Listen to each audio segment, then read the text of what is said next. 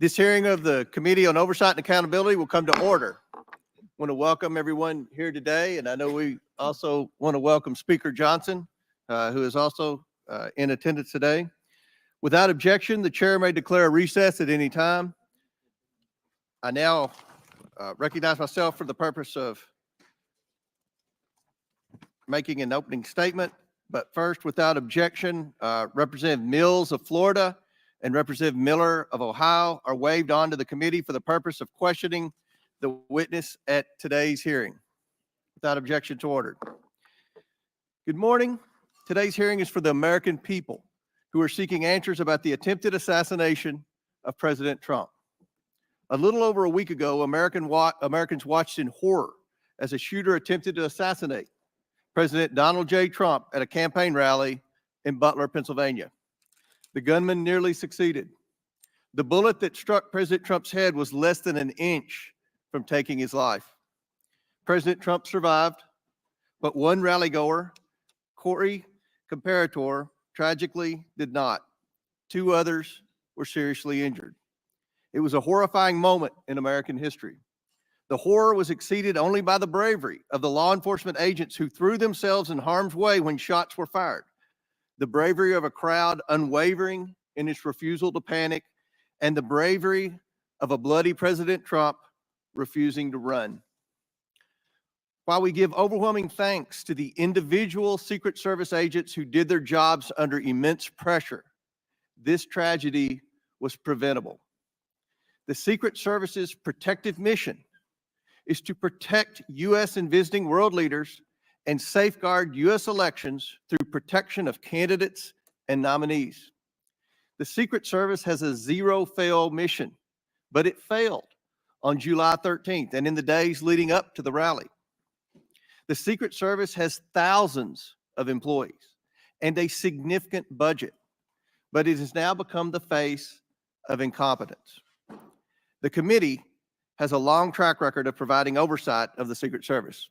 Our predecessors, both Jason Chaffetz and Elijah Cummings, among others, worked together to issue warnings and recommendations to address obvious shortcomings in the agency's makeup and operations. Unfortunately, those warnings and recommendations have gone unheeded.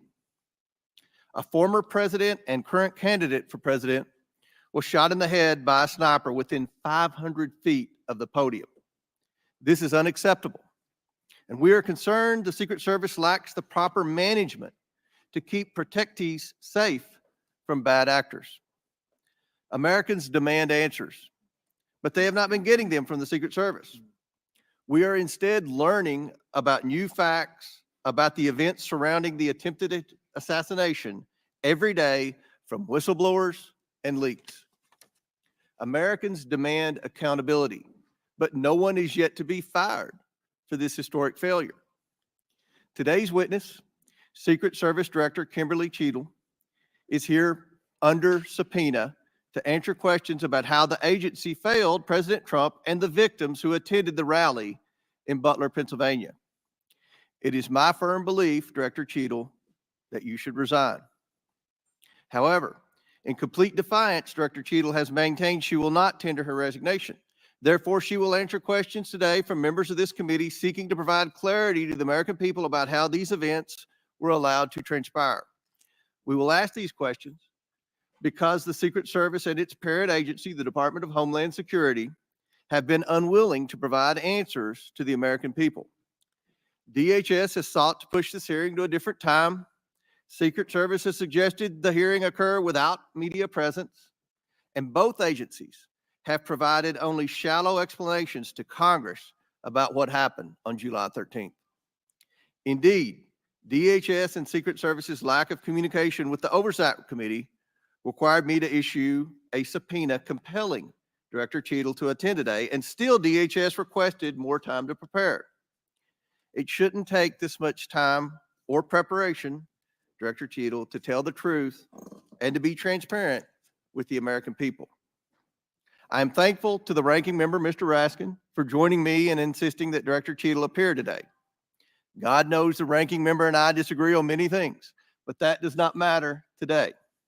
The safety of Secret Service protectees is not based on their political affiliation And the bottom line is that under Director Cheatle's leadership, we question whether anyone is safe. Not President Biden, not the First Lady, not the White House, and certainly not the presidential candidates. The July 13th assassination attempt is one of the darkest days in American political history. It represents the ugliest parts of what American politics has become: hatred of each other and a dangerous turn to extremism. Before we are Republicans or Democrats, we are Americans. If we place our political affiliations above our duty and love of country, we cannot maintain a country.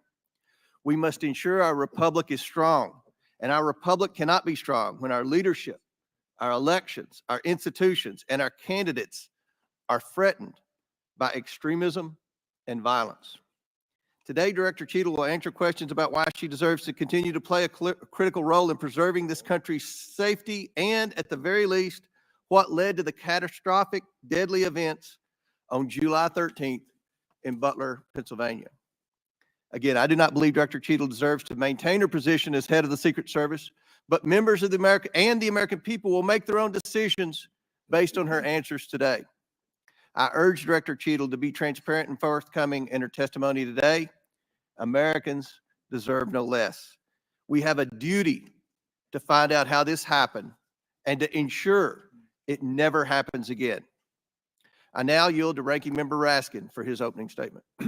Thank you kindly, Chairman Comer. Elijah Cummings, whose beautiful visage looks down upon us, taught us that the way to find common ground in a crisis is to look for the higher ground.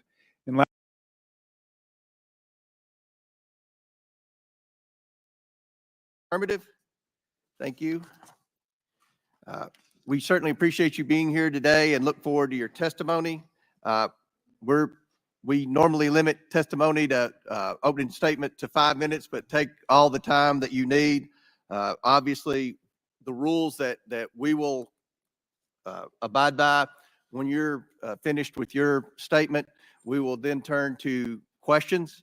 Each member will have 5 minutes. And just a note to the members, I'm going to strictly adhere to the 5 minutes. Once 5 minutes is up, I will hit the gavel.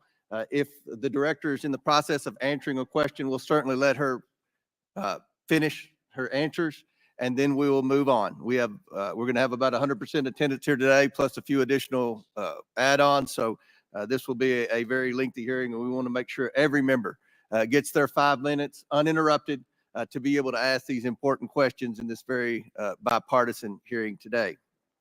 I now recognize Director Cheatle for your opening statement. Thank you.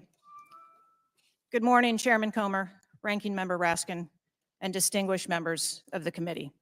My name is Kimberly Cheatle, and I'm the Director of the United States Secret Service. I appreciate the opportunity to appear before you today. The assassination attempt of former President Donald Trump on July 13th is the most significant operational failure of the Secret Service in decades, and I am keeping him and his family in my thoughts.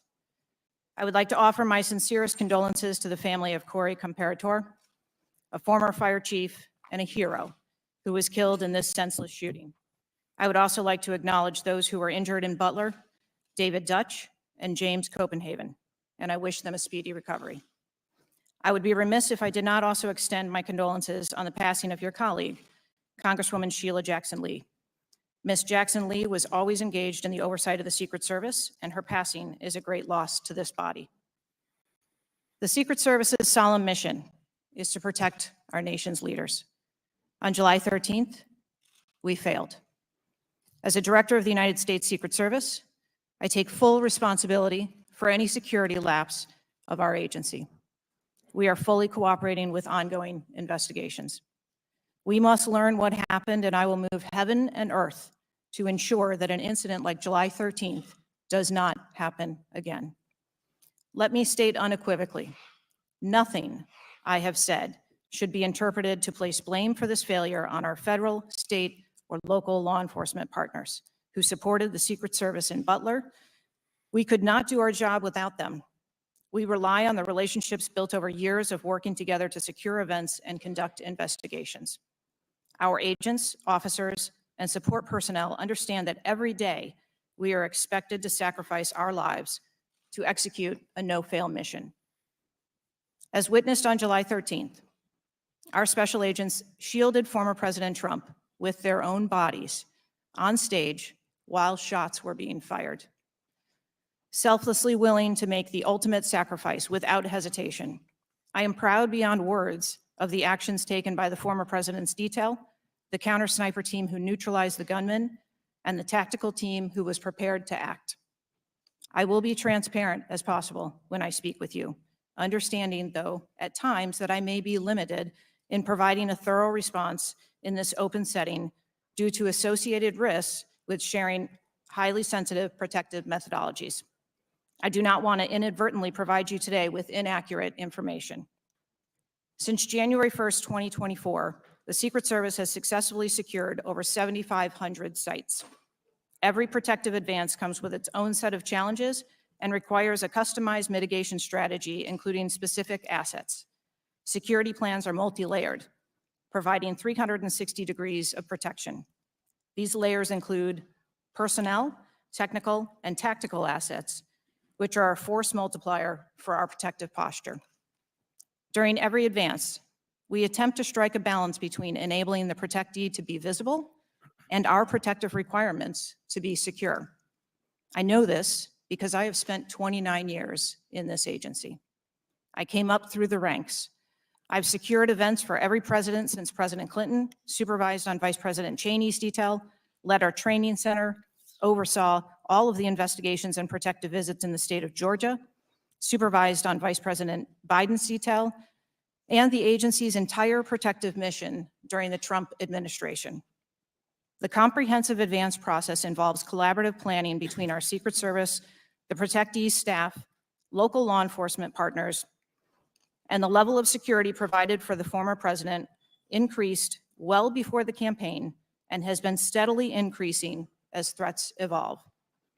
The security plan included a full assessment of the Butler Farm showgrounds to identify security vulnerabilities and craft a security plan for the protectee, attendees, and the public. Immediately following the assassination attempt, I directed the activation of my crisis center.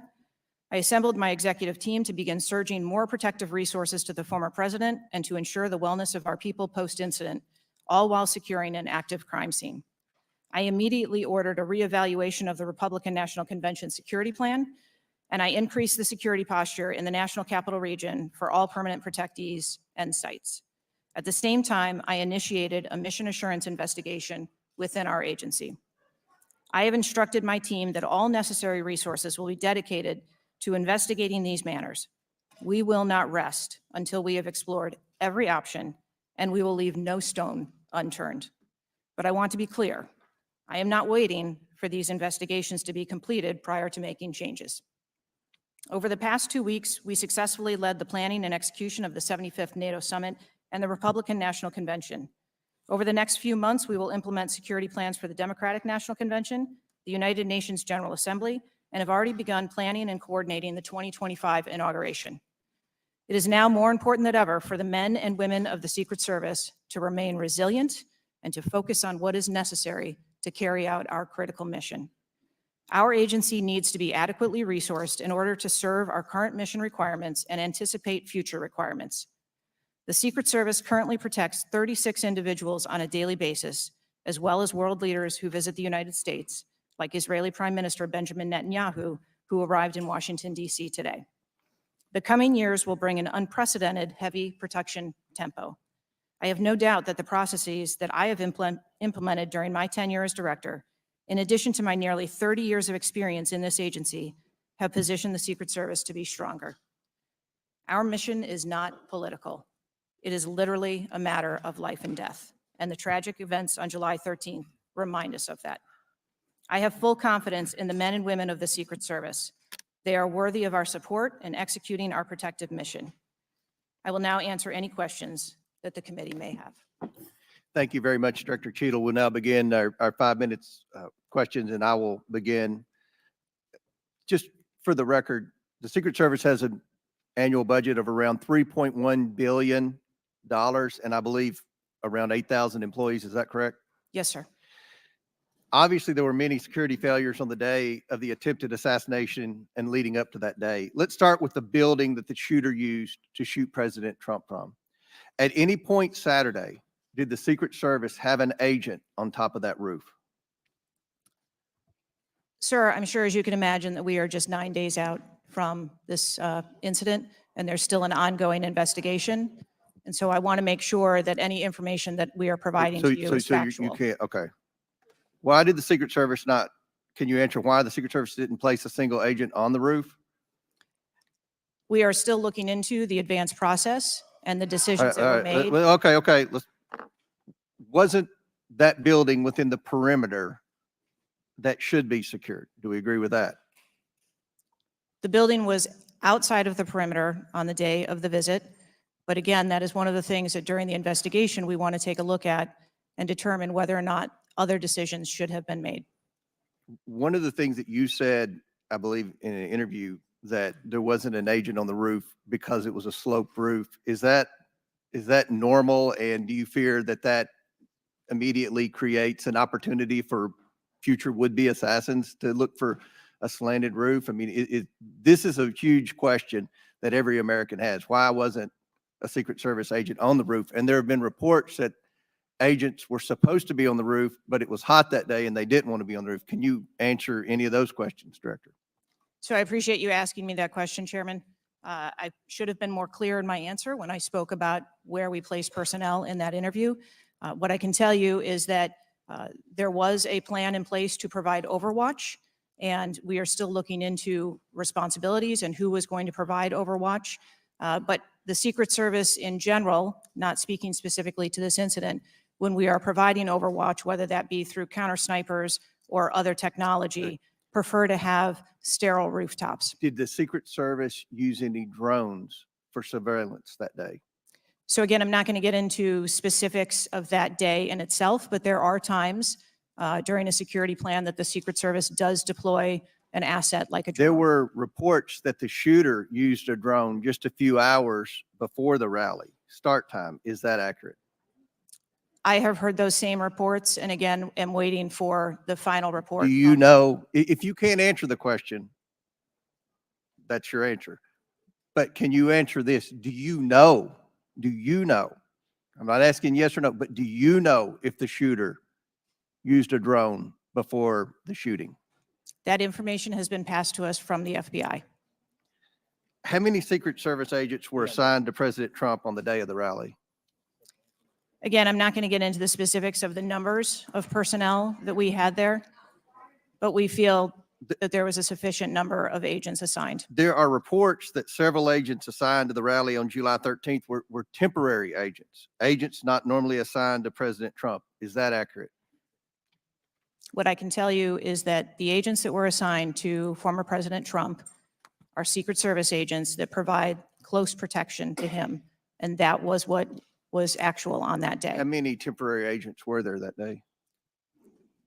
Quite frequently, sir, during campaign events, the Secret Service utilizes agents from HSI or the Department of Homeland Security. You don't to know how help many? You can't supplement answer? our plan. Have the investigators reconstructed the shooter's precise movements over the past days, weeks, and months? So again, We need to have confidence that if the FBI is leading this investigation, that they're leading a credible investigation, because there's some of us sitting up here today that don't have a lot of confidence in the FBI. So I will repeat the question. Have the investigators reconstructed the shooter's precise moments over the past days, weeks, and months? I understand your question, Chairman, and I share your concerns about wanting to make sure that we have factual information. The FBI is conducting a criminal investigation. The Secret Service is conducting an internal investigation. There are a number of OIG investigations, and there is the external investigation that the president. Last question for me.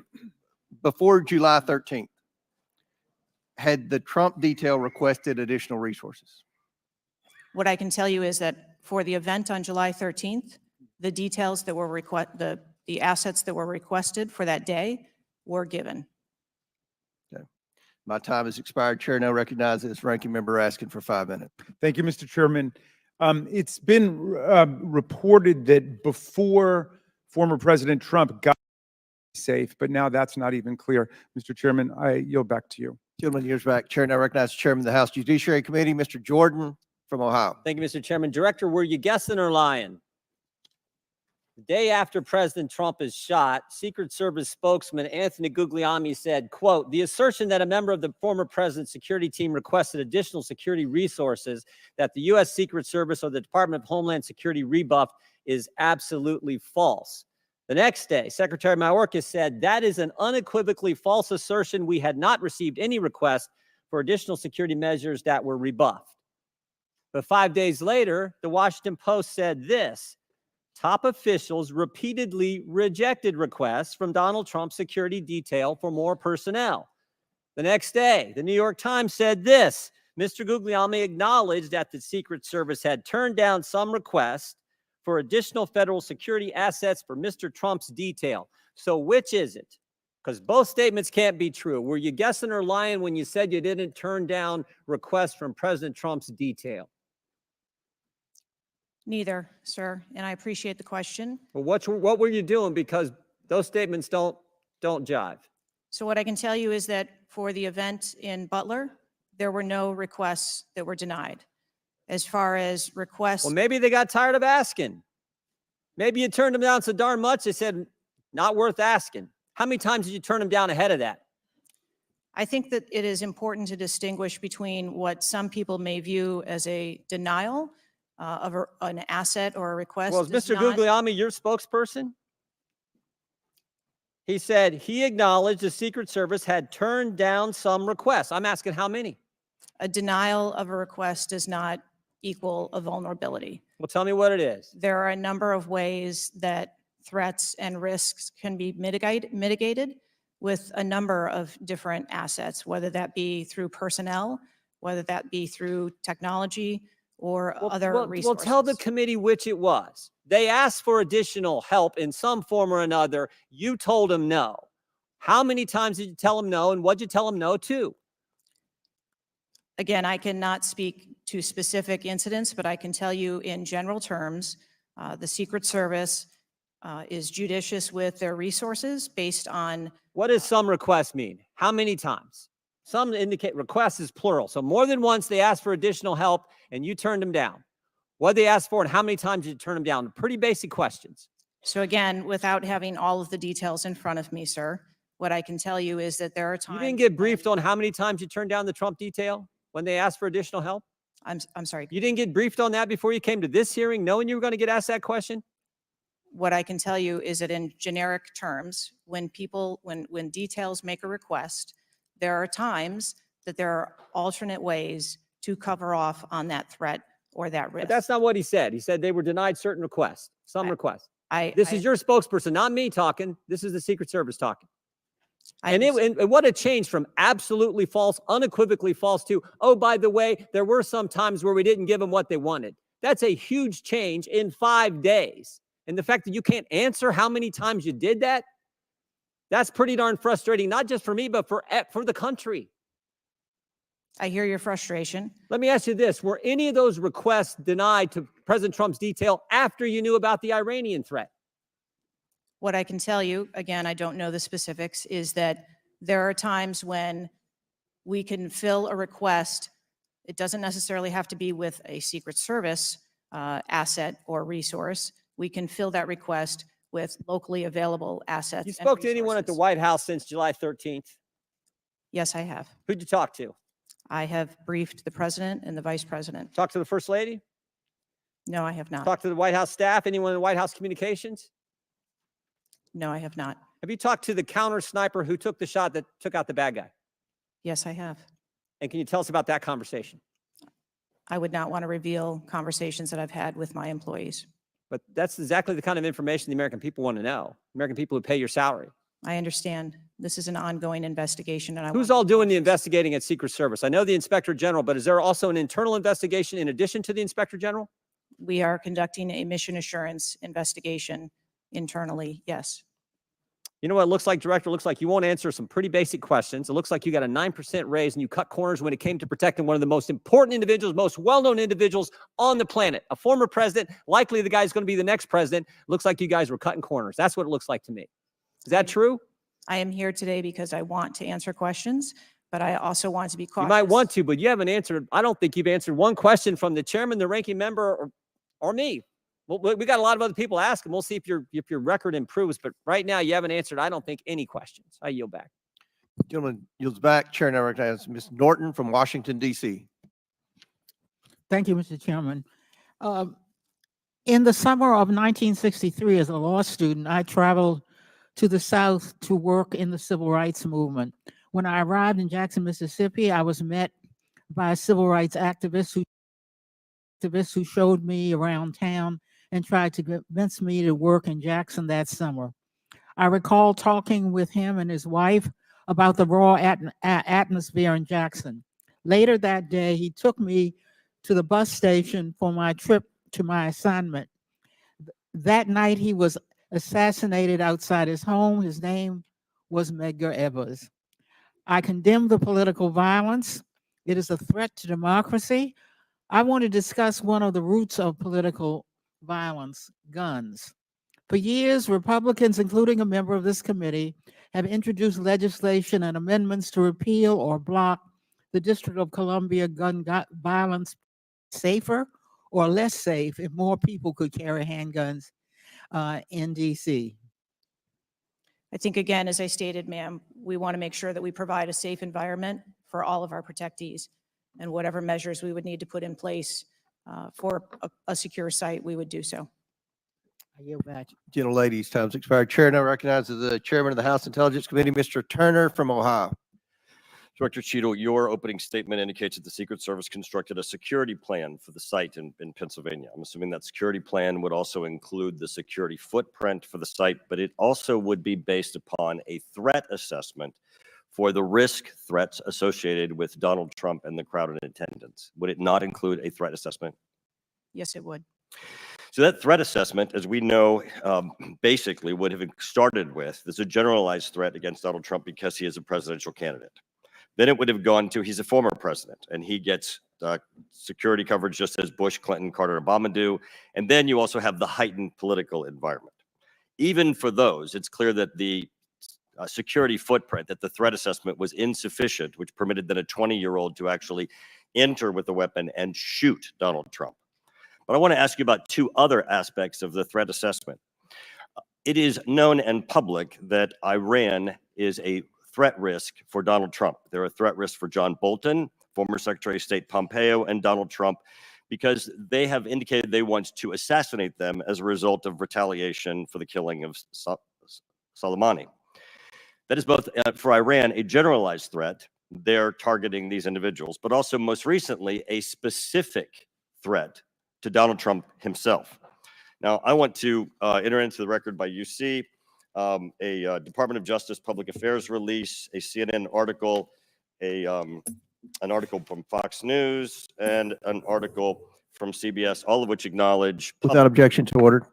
that this threat exists for Donald Trump from Iran, and that there are specific threats, most recently, that have been acknowledged. Director Cheatle, have you read the intelligence of the generalized threat to Donald Trump by Iran as a result of their desire to retaliate for the killing of Soleimani? I have. Have you read or been briefed about the intelligence of the specific recent threat to Donald Trump from Iran? Yes, I have. Director Wray, when we were getting our briefing, indicated that he thought the threat assessment should have included this threat from Iran. Is it your testimony today that the threat assessment, since you've read this intelligence, was sufficient to protect him from this threat from Iran? My testimony today is that the information that we had at the time was known. Was it sufficient? Director Cheatle, was it sufficient for the Iranian threat that you said you have read the intelligence briefings for? That information was passed to. Well, I'm not asking the Cheatle? bureaucratic issue of who did it get passed around to. Director Cheatle, was it sufficient for the specific and generalized threat to Donald Trump's life from Iran? Yes, I do believe it was. Director Cheatle, is an Iranian assassin more capable than a 20-year-old? Sir, I think we've acknowledged that there was gaps and a failure that day. We are When I not- raised this issue with Director Ray, he was incensed. He was shocked that the threat assessment of Iran did not seem to be, as we and I discussed, baked in to your security footprint and your threat assessment. And he went on to say that the generalized threat that he has told the whole country that we are under from a potential terrorist threat. He has said we're under the highest threat level since 9/11, that the lights are flashing red. And he has specifically indicated that people have crossed the southern border as a result of the Biden administration's policy, and that there are in our country today terrorists and individuals who are affiliated with terrorist groups and organizations. That would be a heightened threat environment, Director Cheatle, would it not? Yes. In his public statements, he has said he is making these statements because he wants people to take them into consideration in threat assessments, specifically. Now, that would be a threat not just to Donald Trump, but it would also be a threat to the crowd there, wouldn't it? Yes. Are ISIS terrorists and Al-Qaeda terrorists and international groups and terrorists more capable than a 20-year-old in pulling off their mass shooting or an assassination of Donald Trump? Sir, again, there was clearly a breakdown Right. and a failure that day. Have you read the intelligence of the terrorists that are currently in the United States that Director Ray speaks, and those individuals that are here that are affiliated with terrorist groups and organizations that are in the process, as Director Ray said, of representing a significant threat of a terrorist attack occurring in the United States? I have read reports that apply specifically to the Secret Service's mission. Director Cheatle, because Donald Trump is alive, and thank God he is, you look incompetent. If Donald Trump had been killed, you would have looked culpable. There is no aspect of this that indicates that there has been any protection to Donald Trump. The threat was identified before he took the stage, and the shooter was only killed after Donald Trump himself was killed. Not only should you resign, if you refuse to do so, President Biden needs to fire you, because his life, Donald Trump's life, and all the other people which you protect are at risk because you have no concept of the aspect that the security footprint needs to be correlated to the threat. I yield back. Chair now recognizes Mr. Lynch from Massachusetts. Thank you, Mr. Chairman. Director Cheatle, there were multiple security failures at the former president's rally in Butler, Pennsylvania. First of all, there was a failure to isolate the podium from exposure to direct fire. Do we know who made that decision to allow that rooftop to remain as an unprotected area? Do we know who came up with that security plan that omitted that? Sir, I don't have a specific person to identify for you. Okay, well, that's what I'm looking for. So let's move on. There's also a breakdown in security and failure to confront the shooter over an hour before the former president began his remarks, when the shooter was identified as a person of interest. What particularly allowed agents or law enforcement to identify him as a person of interest? So I appreciate the question. And again, I will say that we are 9 days out and there are a multitude of interviews that are still taking Okay, place. so did he have a rangefinder? There were some reports that the individual had a rangefinder. That would certainly raise my suspicion. Did he have a rangefinder? Yes, he did. But may I explain that at a number of our sites, especially when you're at outdoor venues, a rangefinder is not a prohibited item. It is sometimes an item that is brought in by individuals if you're But going to be in did the back. anybody confront him on that? Anybody ask him questions? What are you doing with the rangefinder? Anybody confront him on his presence where he was in proximity to the president? So again, to my knowledge, I believe that that was the process that was taking place, was to locate the individual. Did they confront him? Did they go up to him? Did they talk to him? I do not have those details at Okay, this time. those are important details. There was also a failure to communicate between law enforcement to act quickly upon information provided by either local law enforcement or rally attendees that the suspect was positioned on the roof. There were minutes of delay before any meaningful action was taken even though he was several hundred feet from the podium. And this was obviously minutes before the shooting. Let me ask you, there was considerable delay in removing the president from the podium after the shooting began. He got shot in the air. It was still over a minute before he was removed from the stage. Meanwhile, this shooter had multiple clips, several clips. He got off 8 shots, and he had the capacity and the ability, if he was not neutralized, to basically mow down that whole Secret Service detachment as well as the president. What, from your own investigation, caused that delay under the circumstances? What I can tell you is that when the agents identified that the shooting was taking place, in under 3 seconds, they threw themselves on top Oh, of I the understand that president. there was heroism there. No question about it. No question about it. But protocol would indicate, and these are, these are the opinions of various former Secret Service agents, people who have done this work in the past, that over a minute of exposure on that podium with a shooter with a high capacity weapon who had already wounded the president and could have got off, we don't know how many more rounds, and yet the president remained exposed, even though he was joined in that exposure by the Secret Service in their heroic acts. It just, I don't know if there's a good explanation for that. Our personnel created a body bunker on top of I the get that. president, I get that. shielding him. Yeah, this was an AR-15 style weapon that would have made pretty quick work if he was determined and able to do so. This is not the first investigation that we've had of the Secret Service during my time here on this committee. And the last one we had, our previous investigation determined that the Secret Service was experiencing a staffing crisis that poses perhaps the greatest threat to the agency. And that's a quote. Is that staffing crisis still in place? Is that still something that you deal with on a daily basis? As of today, the Secret Service has just over 8,000 employees. We continue to hire, knowing that we need to ensure that we keep pace with What would be the full complement of And gentlemen, time's expired, but please answer the question.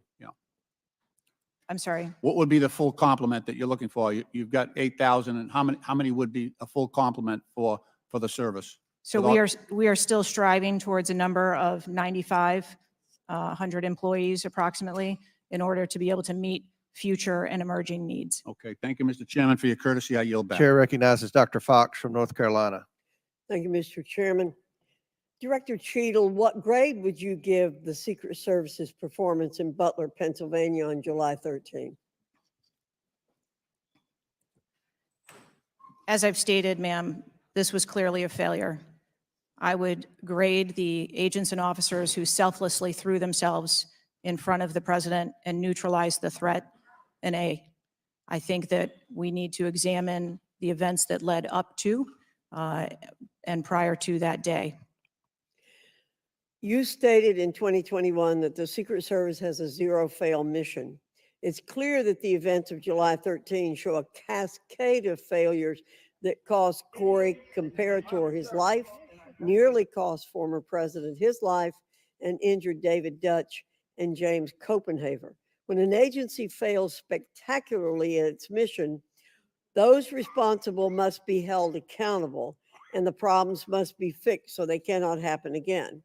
Why should the American people or the officials you're responsible for protecting have confidence in your ability to lead the Secret Service after such a spectacular failure?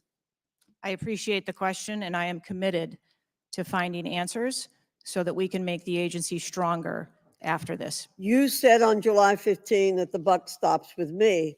How are you taking accountability for the Secret Service's failures during the July 13 assassination attempt on President Trump? I have taken accountability, and I will continue to take accountability. I am responsible for leading the agency, and I am responsible for finding the answers to how this event occurred and making sure that it doesn't happen again. So I would like to explore how you got the job as director of the United States Secret Service. Is it typical for the director of the Secret Service to be recommended for the role at the behest of a president's family and senior staff, perhaps at the request of Jill Biden or Anthony Bernal? I got the job as a director of the Secret Service because I spent 27 years in an agency with a mission that I absolutely love. I started my career in Detroit. I worked my way up through investigations and protection. Was there competition for the position? You would have to ask those who were involved in the interview process. But you think you are the best person in the country to head the Secret Service? I think that I am the best person to lead the Secret Service at this time. The Secret Service receives billions in funding each year, as has been explained by my colleagues here. In fact, you've had an increase in real terms of 55%. As you're no doubt aware, staffing levels for those assigned to protect the president, former presidents, and other senior officials has decreased by about 350 between 2014 and today.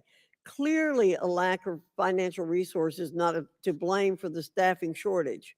In 2022, the Secret Service saw nearly half its workforce leave in 1 year. And during the same year, it was ranked dead last among law enforcement agencies in the best places to work in the federal government.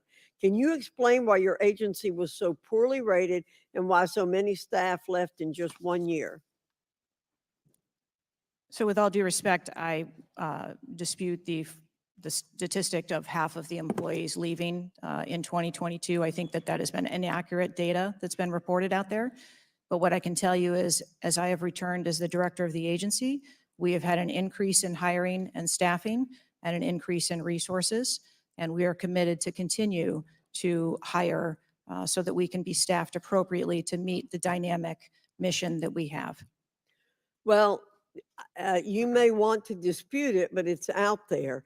My understanding, given the high profile failures and rotten culture at the Secret Service during your nearly 2-year tenure, why should the American people have any confidence in your ability to lead the Secret Service to perform its zero-fail mission to protect our senior leaders? The Secret Service has an incredible culture. Our men and women place service over self. They come in every day willing to risk their lives for our protective mission. And they work investigations that thwart people who would do harm to children, child exploiters. We have an incredible mission, and our culture is we will get the job done no matter what. Well, those on the front line certainly have a great culture, and they were willing to risk their lives for President Trump. But I'm not sure the leadership at the agency has this right kind of culture. I yield back, Mr. Chairman. Chair now recognizes Mr. Conley from Virginia. Thank you, Mr. Chairman. Well, I hope the American people do appreciate the incredible daily risks Secret Service agents take on our behalf. You mentioned there are 36 regular clients you've got that you protect constantly, but I was participating in the NATO summit just 2 weeks ago. We had 32 heads of government and heads of state, plus visiting heads of state and heads of government. Presumably, you provided protection for all of them. That is correct. Just saying. Help us understand, however, I will stipulate that there's an ongoing investigation. You don't want to go into too much detail on that until you've been able to ascertain all the facts and analyze what they mean. You can understand, however, the anxiety we and the American public have about how could this happen and how can we ensure it can't recur. Now, there are some things my friends on one particular side of the aisle don't really want to talk about, like AR-15s and access to them by a 20-year-old or anybody for that matter. Presumably, Director Cheatle, the ubiquity of weapons, guns in America, especially assault weapons or semi-automatic weapons, that's helped your job and the mission of your agencies, right? It's made it less complicated. Isn't that true? I'm sorry, I'm not understanding your question. Real simple. More guns, especially dangerous ones, have made your job protecting people easier. Is that not right? I think from everything. Director Cheatle, this is simple English. More guns, do they make your job more complicated or less complicated in protecting these 36 clients and visiting heads of state and heads of government that come to Washington? I think the Secret Service needs to take into account. I didn't ask the that. state that they're in. I'm sorry. I asked a simple question, which deserves a simple answer. The ubiquity of guns, dangerous weapons in America, like AR-15s, has that made your job, that is to say the mission of the Secret Service, easier or more difficult? I think the threat environment for protecting our Secret Service protectees is always difficult, and that's dynamic, and it's always evolving. We stipulate it's always difficult. Again, this is a simple one. Does the ubiquity of guns make your job easier or more difficult today? I understand the Second Amendment rights of individuals. I didn't ask that question. I'm not questioning the Second Amendment. I'm asking a simple analysis, Director Cheatle. And I can tell you, you're not making my job easier in terms of assessing your qualification for continuing on as director. Please answer the question. You're the head of the Secret Service. You're speaking on behalf of 8,000 members who put their lives on the line. We just had a failure by your own admission. Do guns make your job easier or harder? I think the job of the Secret Service is difficult on every day, and we need to make sure that we are mitigating all threats, whether that be That weapons, isn't my question. personnel. That is not my question. And now I think you're evading the answer, which is not a hard one. I am sorry that you feel that way, sir. How else could I feel, Director Cheatle, when you're clearly avoiding a direct answer to a very simple declarative question? We almost lost a presidential candidate the other day. A 20-year-old had access to his father's AR-15 and got on top of a roof within 500 yards or feet of the podium. And I'm asking you, did the availability of that AR-15, which is replicated all across America, make your job harder or easier? And you're not willing to answer that question? And you think, and you wonder why we might have a lack of confidence in your continued ability to direct this agency? I understand your question, and that's the environment. Well, if you understand my question, why not answer it? Because it's the environment that the Secret Service works in every day. That doesn't tell me anything. That's the environment we work in. I had an attack on my office a year ago. I know a little bit about violence too.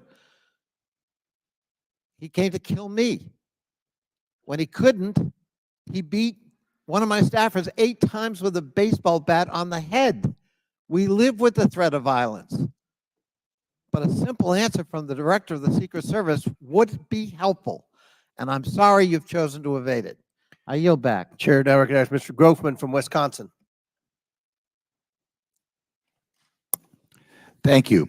When this guy took the shots, he climbed a ladder to get on the roof, correct? I'm unable to answer details of exactly how the individual accessed the roof at this time.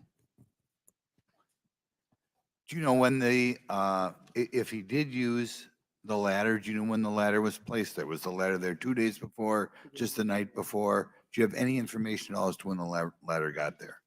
I would like to be able to answer those questions. The FBI is still conducting an investigation. How did the rifle get to the roof? Again, sir, at this time, I'm unable to answer questions to provide Have clarity. they cleaned the roof since the assassination attempt? Have they cleaned the roof? Right. Has anything been done to the roof? Is it just like it was, whatever, 10 days ago or not? Has anything been done to the roof? I don't have an answer for that. Okay. Were President Trump's normal agents normally assigned to him there that day? Yes, there was no, these were the same agents that were always there. Yes, sir. The people that are assigned to his detail were working on that day. Okay, there's stuff on the internet that says they were not there that day, but these are the same agents who are routinely there. Yes, sir. Okay. Do we know which agents fired the shots that finally took down the potential assassin? Yes, sir, I do.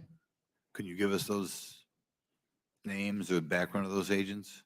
I would not offer their name up in this setting, but it was one of our technical officers, our counter snipers. Okay, so can we privately get those names, the committee? I am certain that we can make names available privately. Okay. Do we know where all the shots landed? First of all, how many shots did that potential assassin, how many shots came out of the rifle? So again, I would hesitate to offer that information as the FBI is conducting an investigation. Have we got the bullets from all the shots? Again, that would be the responsibility of the FBI to collect that evidence. Okay. Do we have the correspondence from the shooter? Has that been recovered from his phone, whatever? Again, I would have to defer you to the FBI for details on that investigation. Okay.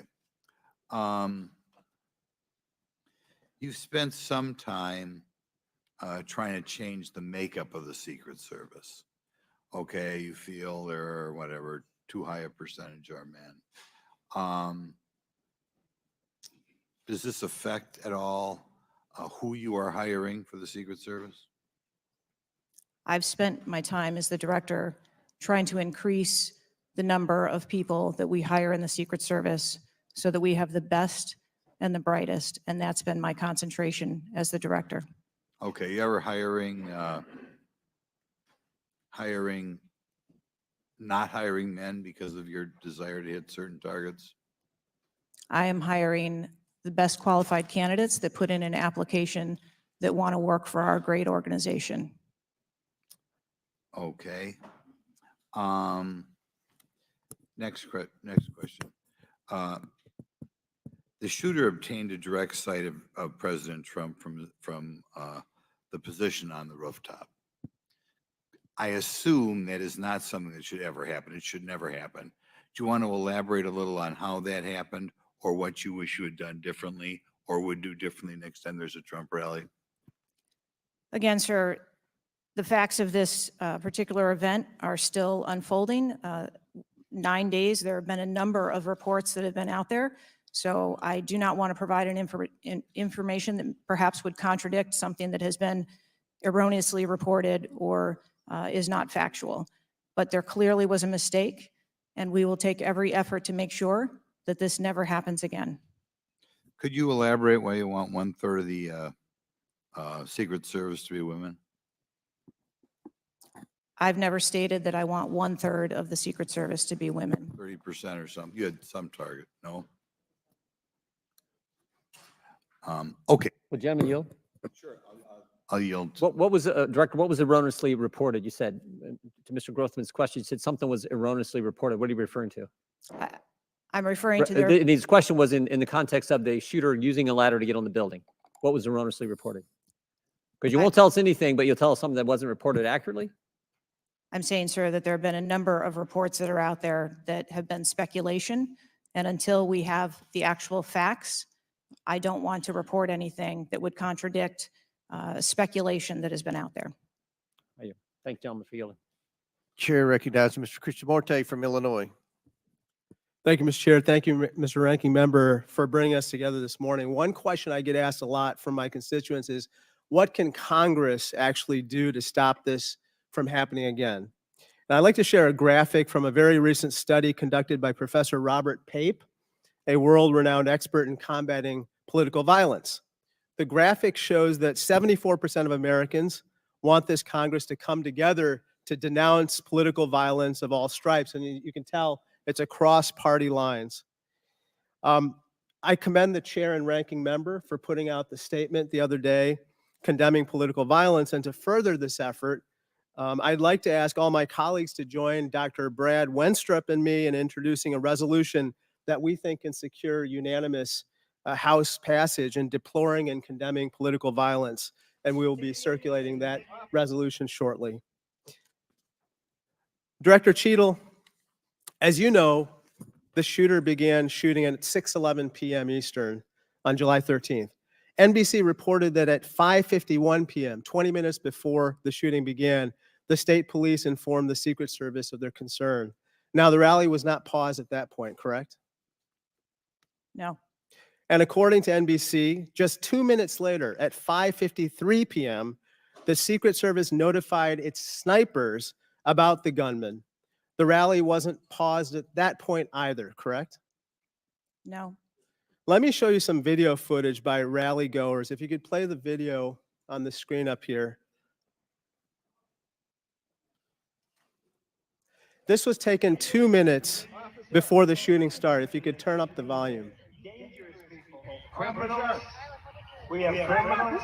We have drug dealers. We have people that should not be here. Right on the roof. It's much tougher Standing than up now. it happens. You went right on the roof with that. Up here. Ma'am, that doesn't look like suspicious behavior. That looks like threatening behavior to me. And the rally wasn't paused at that point either, correct? I can tell you, as I stated earlier, sir, that the moment that the shift surrounding the president were aware of an actual threat, That's a threat right there. The guy's on the roof and everybody's yelling at him yes, and directing the officer's attention to him. The rally was not paused at that point, correct? we are currently still combing through communications and when communications were passed. Well, I can point you to this communication. It's 2 minutes before the shots started ringing out. Director Cheatle, yes or no? Was there ever a moment where the Secret Service actually considered pausing the rally? The Secret Service would have paused the rally had they known or been So the told answer is there was no. an actual threat. The answer is no. Correct? I can speak to you in generalities. No, I don't And want I don't generalities. I know want all of the specifics. communications The that were- answer is no. You did not consider pausing the rally, correct? The people that are in charge of protecting the president on that day would never bring the former president out if there was a threat that had been identified. Well, they did, because we've now identified 3 points in the 20 minutes before the shooting that the threat emerged. Let me point you to something else, which is the building that the shooter was perched on, seen here. This building is called the AGR building. I'm sure that you're familiar with it. It's no more than 150 yards from the stage where Donald Trump stood, yet the security perimeter was drawn such that the AGR building was placed outside of it. Director Cheatle, according to the Washington Post, the AR-15 styled rifle used in the shooting had a range of 400 to 600 yards, and therefore the AGR building was clearly within rifle range of the stage, correct? Yes, NBC News has reported that in the days before the rally, the Secret Service had identified the building as a vulnerability that required special attention, correct? that's reporting from NBC. Yes, So I am still looking into an active investigation. I know, but it's been 9 days. I mean, you Mhm. should know that, right? And yet, despite the fact that the AGR building was in rifle range of the stage and it was flagged as a vulnerability, this building was put outside of the Secret Service's security perimeter. And I respectfully submit the Secret Service must expand its security perimeter to account for the kinds of weapons that can be used outside the perimeter to endanger the protectees inside the perimeter, ma'am.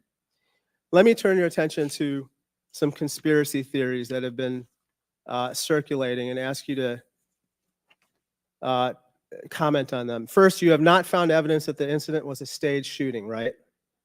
Correct. And you haven't found evidence that this was a result of a conspiracy of high-ranking government officials, correct? Correct. And you have not found evidence that this incident was in fact directed or perpetrated by a foreign state or entity, right? And that's the last question, but I'll let the director answer that, please. Not at this time. Thank you. I yield back. Gentleman's time's expired. Chair now recognizes Mr. Cloud from Texas. Thank you. I just wanted to confirm there was only one counter sniper who took one shot. Is that We Right. had multiple counter sniper teams Yeah, available on the that day. premises, but is only one took one shot? Is that correct, or only one? Correct. Okay. How many spent shell casings were found on the roof? Again, I would have to defer you to the FBI's criminal investigation. Okay. Word is that the car was rigged with explosives. Again, sir, I'd have Right. to defer you To to the the FBI. FBI's investigation. Okay. You're not curious about, you don't communicate with them? No. Okay.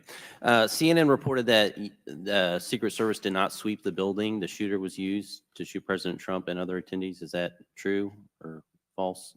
So we are conducting a mission insurance investigation and will depend on the information that we obtain from our investigations. Okay. The Secret Service knew there was a suspicious person anywhere from 8 minutes before President walked on stage to 30 to 60 minutes. We have different reports. Was President Trump or his team notified of the threat? I think there's a difference and a distinction between suspicious Suspicious person. and threat. Yeah.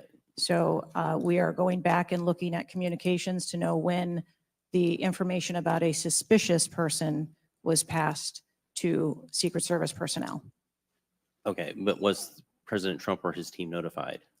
Again, we are going back and looking to make sure that we have the exact information of when those notifications were made and who those notifications were made to. Okay. I think it's troubling for a lot of us that the number one question everyone in America is wondering is why was the roof left open? And after 9 days, we should at least maybe have a little bit of that information. And when you come to this committee hearing and you don't have anything to say about that, it's very, very troubling. Did you review the security plan for this event? I personally do not review security plans for events that take place across the country. Any of them? We have a number of events that Who's take the top place. level official who reviews the security plans? There's a number of people that review security plans. Who's as they ultimately unfold. responsible for signing off on a security plan? It's a conjunction of personnel. There are people on the ground, there are supervisors on the detail, there are people at headquarters. So there's not one person who says, okay, this is good. It's copacetic, we're going for it. I think much in the way that we build our security plans where they are No doubt multi-layered. there's teams working different aspects of it, but ultimately, isn't there an individual who signs off on the plan? Much like how we design our security plans, they're multi-layered. There are multiple layers. So there's of no people. accountability. There is is- accountability, sir. There's, this is whether it's the FBI or Fauci or anything, it's time after time after time, these multiple layers of accountability turn into layers of plausible deniability, and agency after agency after agency. That's got to be fixed, because you keep coming here and expecting, yes, you're saying I'm responsible, but, and you're accountable for it, but then there's nothing. What do you mean by that? I mean, you're saying you're going to keep your job, right? I assure you, sir, that if we determine through the course of our investigation that someone or people need to be held accountable, we will do so. What level of, if President Biden, God forbid, had been shot and killed, would you think that was worthy of resignation? I would do the same thing that I'm doing here, where I would want to make sure that we are conducting an investigation, that there is continuity in that investigation, and that we could find the You answers do not to think what the happened. assassination of somebody under your detail is worthy of resignation?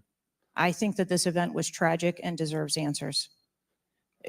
The thing that you've said so far is that you want to make sure that this never happens again. The thing is, everyone in America knows that's not the job description that you're tasked with. The job description you're tasked with is to make sure it never happens, period. One of your goals in the strategic plan is to champion diversity, equity, inclusion, and accessibility. You've accomplished the accessibility part. What standards, do you keep the same standards for all applicants and all, or does every Secret Service agent meet the same qualifications, or do you have different standards for different people? Yes, sir. Everyone who moves through the application process has to meet the same standards to become a special agent. Okay. The trouble I think we're having with right now, so far, you gave a lame excuse for sloped roof. You said that local law enforcement's job was to cover up the building before backtracking on that. We were told that President Trump's team did not ask for security before you backtracked on that. You haven't provided the audio recording that this committee, the chairman, requested that it was due Thursday. You didn't give us an advanced copy of your opening statement, but yet there was reporting on it somewhere else. There seems to be more information from YouTube videos than you're able to provide for us. And it begs the question to anyone, you're in charge of the investigation of your own failure. So how is anybody in America supposed to be able to trust the results of that investigation as being anything transparent and genuine?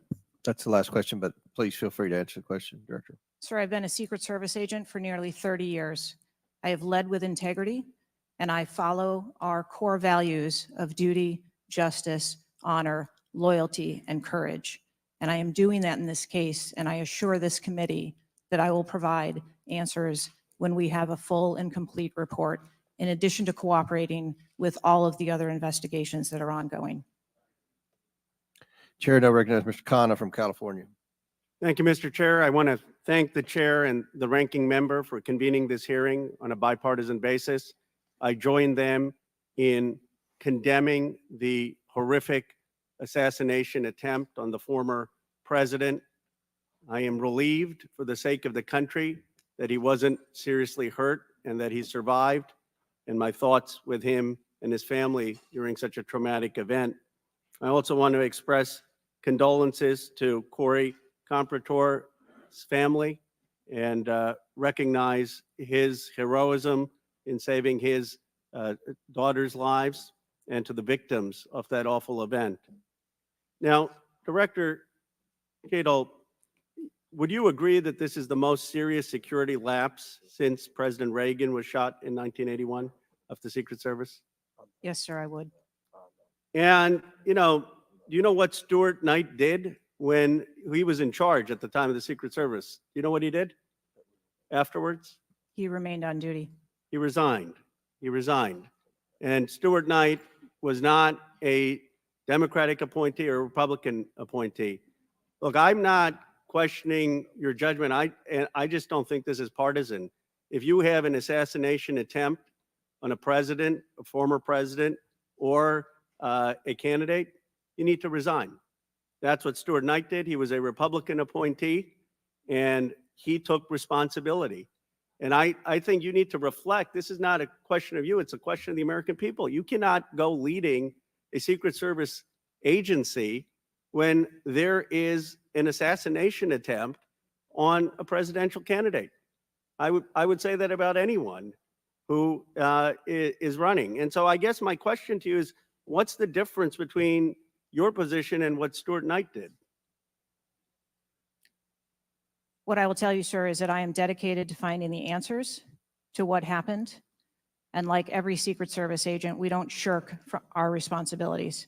I will remain on and be responsible to the agency, to this committee, to the former president, and to the American public. But is there a reason you wouldn't just do what Stuart Knight did after the Reagan assassination attempt?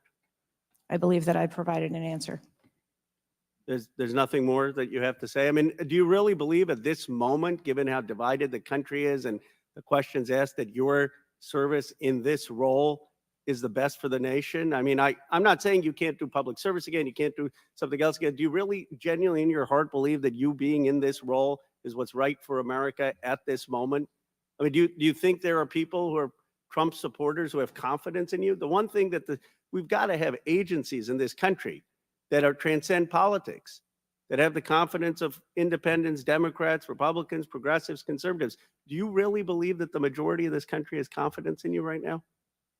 I believe that the country deserves answers, and I am committed to finding those answers and providing those answers. Well, look, I believe, Director Cheatle, that you should resign. I think there are colleagues on both sides of the aisle who believe that, and I hope you'll consider it. I yield back.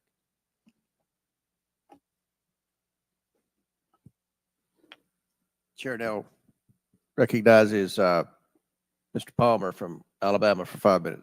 Director Cheatle, did local law enforcement ESU teams have compromise authority to engage a perceived threat? Yes. Why do you think they didn't use it? I believe that they follow the same use of force that our You agency. don't, when you have compromised authority, you don't have to get permission if you perceive a threat. And there were not just the ESU units, but there were local law enforcement that had line of sight on the shooter before the shots were taken. So one of my questions is there was supposed to be a briefing with the Secret Service sniper units, your counter assault team members, with the contract team, with the local ESU teams. That didn't take place. Why was that? So I have been told that there has been a briefing. There was a briefing that took place. I've been told that there wasn't one. And again, we are still looking into the facts of the investigation. So Let that me we ask can- you this. When were you informed that there was a credible threat against President Trump, former President Trump? When did you learn of that? Sir, the former president has a number of threats. I didn't ask you that. There was a credible threat from Iran. When were you informed of that? Answer the question. We have been monitoring the threats. You For the knew former before, president. you knew before the rally, okay? All right?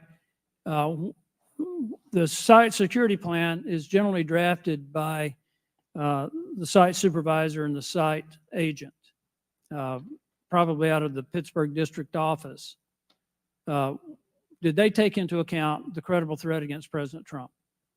Our personnel take into account the threats that are Then out why there. would they leave a building? And I will correct the distance that's been quoted. It was about 140 yards with clear line of sight to the president. Why was that building not occupied on the roof? I mean, you could have put Barney Fife on the roof and kept somebody from getting up there. So why wasn't that done?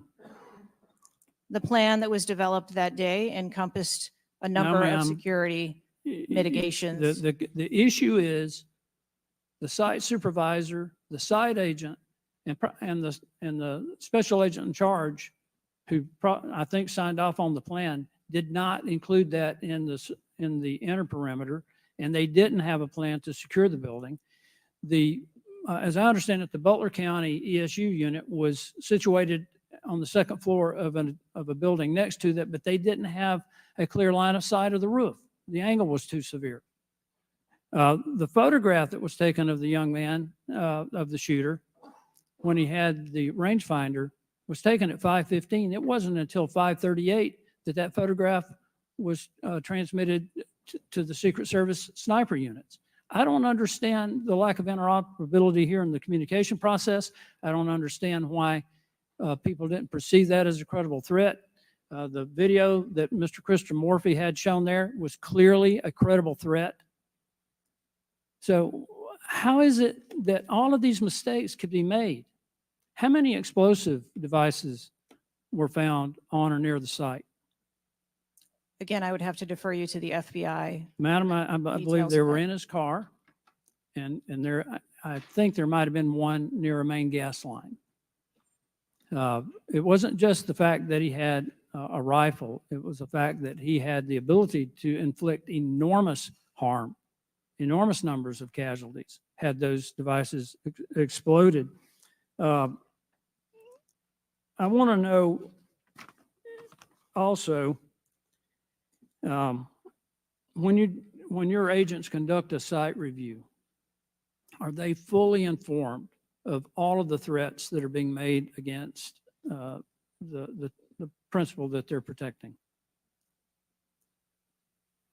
What I can tell you is that when our agents go out to conduct an advance, their whole goal is to ensure I the safety and understand what the goal security. is. The failure to secure that building not only put the former president's life in danger, it put the lives of individuals in the crowd in danger as well. I mean, the Reagan shooting, there were other people shot at that time as well. And the Secret Service members' lives were in danger. So I don't understand how you can continue to stay in the position you're in when this was a failure of historic magnitude. 43 years without anything like this happening. And you failed in this case in a spectacular way. Mr. Chairman, I yield back. Gentleman yields back. Chair recognizes Mr. Mfume from Maryland. Thank you, Mr. Chair. I want to commend you and the ranking member on your joint statement and for holding this hearing that we might all at least attempt to try to get some answers. Some of us, Ms. Cheatle, grew up in an era not too unlike what we see today in terms of political violence. And some of us remember the November 22nd, 1963 assassination of President Kennedy. Some of us, like myself, remember 2 days later when Jack Ruby on live TV shot and killed Lee Harvey Oswald. We've seen over and over and over since that time these kind of attempts, whether it was the assassination of Martin Luther King or Bobby Kennedy, or the attempted attack on George Wallace in Laurel, Maryland, the shooting in 1981 of Ronald Reagan, our friend and colleague Steve Scalise shooting here in DC, and the unfortunate attack on Paul Pelosi, and now this matter regarding former President Trump. Let me try, if I might, to take another walk at this. People just assume that whoever is in charge takes full responsibility when there's never been, at least on this magnitude and scale, this sort of failure. So when members ask you, are you going to resign? And you say you have no intention to, they are perplexed, like many people who watch what's going on. And there's some things I just don't understand. Why was the building, the ARG building, placed outside of the perimeter when clearly it was close enough for someone to launch an attack? So again, sir, we are looking into all of the details of how the advance was comprised, but I can tell you that there was overwatch on that building provided that day. By a drone? I'm not going to get into the specifics of technology or assets that were used in this Well, forum. I think it's fair to say the overwatch failed because the shooter got up on the roof and stayed there for a while and people had pointed him out. So do you think that your overwatch was a failure in that case? I think that we need to know the full details to understand how this occurred. And why was the rooftop left naked to begin with? Can you tell us that, considering it was within the line of sight and so very close? Again, I can't speak to the specifics of this particular event site, but what I can tell you is that when the Secret Service develops an advance plan, they take into account a number of factors when they're building their advance. If there are buildings or areas of concern, and overwatch is one of those mitigations that they want to put in place, then they will cover off areas of responsibility. I understand that, but the shooter came to the attention of your agency 52 minutes before the former president got to the stage. Did anybody get assigned to watch or cover that individual who had already been seen with a advanced finder on him and other suspicious matters? Was anybody assigned to track him? So what I'd like to clarify is that a suspicious individual I got that part. was It's not a brought to threat. the attention I know. of our personnel. And again, having a rangefinder at an outdoor event. Well, let me ask you this. When the suspicious person was brought to the attention of the Secret Service, was anybody in the detail ordered to follow and stay with that suspicious person just because they might become a threat? So we have a number of teams that are on the ground. And again, we are trying to verify the timelines of when those notifications were made to our personnel so that they could assume the responsibility of trying to track that individual. Ms. Cheatle, there has been a lot of discussion, some of which raised itself earlier in this hearing about poor staff morale within your agency. And I have the July 17th report of Government Executive, which is a credible reporting service for the federal government, for employees. And the 2023 ranking of places to work within the federal government showed, and this is through the Office of Personnel Management, that the Secret Service came in 413th out of 459 sub-agencies and agencies. Can you explain that? Certainly. What I can tell you is the Secret Service is a difficult job. It challenges our employees daily. It's holidays, it's weekends, it's no leave periods. But, Madam, people come to work knowing that. You do explain that when you hire somebody. They know that. It's the same with other agencies. They miss holidays, they come to work at odd hours. But to be worked, one of the worst places to work within the federal government, 413 out of 459. I just need an explanation. What do you think as the director there? I think that this. And that's the last question, but please answer Mr. Mfube's question. I think that this is a challenging job. I think that it's a challenging environment to be in law enforcement, and we do have a no-fail mission. And our folks are tasked with that every day, 365 days of the year. But I can tell you, I've also taken a number of measures since I've been the director to recruit and retain and stem the tide of attrition in our agency, which will hopefully alleviate some of that. Thank you, Mr. Chairman. Chair now recognizes Mr. Sessions from Texas. Mr. Chairman, thank you very much. I join in the calls of both, all of our members to say thank you for doing this hearing on a bipartisan basis. Director, I'm not going to sit here and say you ought to resign, but I am going to say that you have not given us confidence that you have the ability to understand what happened, to take the responsibility in terms of understanding. You've spent a number of years. How many years do you say you've been with the agency? 29. Well, I spent 16 years with AT&T, moved 7 times with them, and had a really good feel about their operations, how they worked, what was acceptable, who was responsible. And I've heard you say today numbers of times, well, you've got to wait. Well, you've got to wait. Wait for the final report. When is the final going to happen? I mean, how long do we have to wait before you can give us credible answers? You've been there 28 years. You've had a few days to be able to draw your own analysis of this. You should understand the entire process. You talked about being on the team, perhaps in Georgia. You have talked about your experience in this. You've talked about the professional nature of the agency. That I don't doubt. But the director, just like it was when I ran my operations at AT&T, was responsible for making sure they worked. And in business, it either works or it doesn't work. There's no in between. It either works or it does not work. And your job as the, in essence, administrator, the director, is to make sure it looks right and works. And I've not heard you say one thing about my analysis is, I have asked these questions. It's always, I've got to sit back and wait for someone else to decide that. So I'm going to ask you a question that maybe you can answer. Have any employees been disciplined for their role in Butler, PA incident? No, sir, not at this time. I am asking those questions. So no employee has been disciplined and no employee has been placed in any position that would place their job in jeopardy nor their standing in the agency.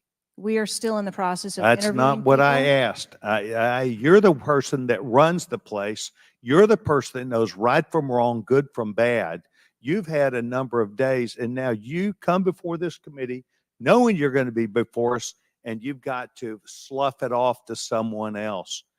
Do you see where there was something that went wrong as a professional at an agency with 28 years, or do you have to count on someone else to give you the final report? I see that something went wrong, and I've acknowledged that something went Then wrong. what went wrong? I Was need the to- special agent in charge not doing their job? Was the shooter was the shooter given extra time? Was the sniper doing their job? I mean, these are things that people who've been around for 28 years can analyze quickly. I watched it live on TV and then within minutes saw a number of facts and factors that would have and should have been known by people who were there. You've got 28 years. You're showing up here telling us and the American public, well, I've got to wait for the final answer. What is your evaluation? I'm asking those same questions. Well, no, you're before the And I committee. Tell us what went wrong. A special agent in charge, the person who was there. Tell us and don't try and play a shell game with us. Do you have the ability to effectively, as the director of this agency, to understand what went wrong and at least tell us I do or don't know what I'm doing. And we come away with, and I'm not asking for you to resign. I'm asking for you, if you've got this experience, then you should be able to say to us, we know what we did wrong. It was a failure in our system, and we're immediately making these corrections. That's why you're having a difficult time with this group of members of Congress, because we saw it too. We've seen the things, but you are the 28-year expert. You are the person that, and only you, that can make the changes. And I hear you say, well, I've got to wait for a final report before at 28 years experience. That is why we think what you're doing, the answers you're giving us are not correct, and you are not using your professional expertise. Mr. Chairman, I will allow her to respond. I am asking those same questions, sir, and I assure you, when I have a full and complete report of exactly what happened, there will be accountability, and we will make changes. Before I recognize the question, just out of curiosity, Director, it's been 9 days. Every American wants these questions answered. Do you have a ballpark estimate of when what Mr. Sessions asked you would be able to answer? So I can tell you, Time-wise? I can tell you on our mission assurance, internal investigation, we are targeting to have that completed within 60 days. There's also an external investigation that is going to be taking place. There are a number of Office of Inspector General investigations as well, and we are working in concert. And then, of course, there is the Department of Justice, FBI, criminal investigation. Chair recognizes Ms. Ocasio-Cortez from New York. Thank you, Mr. Chairman. Director Cheatle, respectfully, what you had just laid out about 60 days. We are currently in the midst of an especially concentrated presidential campaign in the moment. That is also paired with, of course, elections happening across the country that are happening in about 100 days. So the notion of a report coming out in 60 days when the threat environment is so high in the United States, irrespective of party, is not acceptable. And I think it's very important to understand that. This is not theater. This is not about jockeying. This is about the safety of some of the most highly targeted and valued targets internationally and domestically in the United States of America. So the idea that a report will be finalized in 60 days, let alone prior to any actionable decisions that would be made, is simply not acceptable. It has been 10 days since an assassination attempt on a former president of the United States, regardless of party. There need to be answers. Again, this party, this committee, this is not a moment of theater. We have to make policy decisions, and we have to make them now. We do. And that may be and that may require legislation. That may require policy that we must pass in the immediate term. And without that, we are flying blind. So the lack of answers and the lack of report is just simply not something that we can accept here. Director Cheatle, is there a standard perimeter that the Secret Service establishes around an event, or are those perimeters independently determined per event and scenario? There is no standard. Every event and every venue is different and treated as such.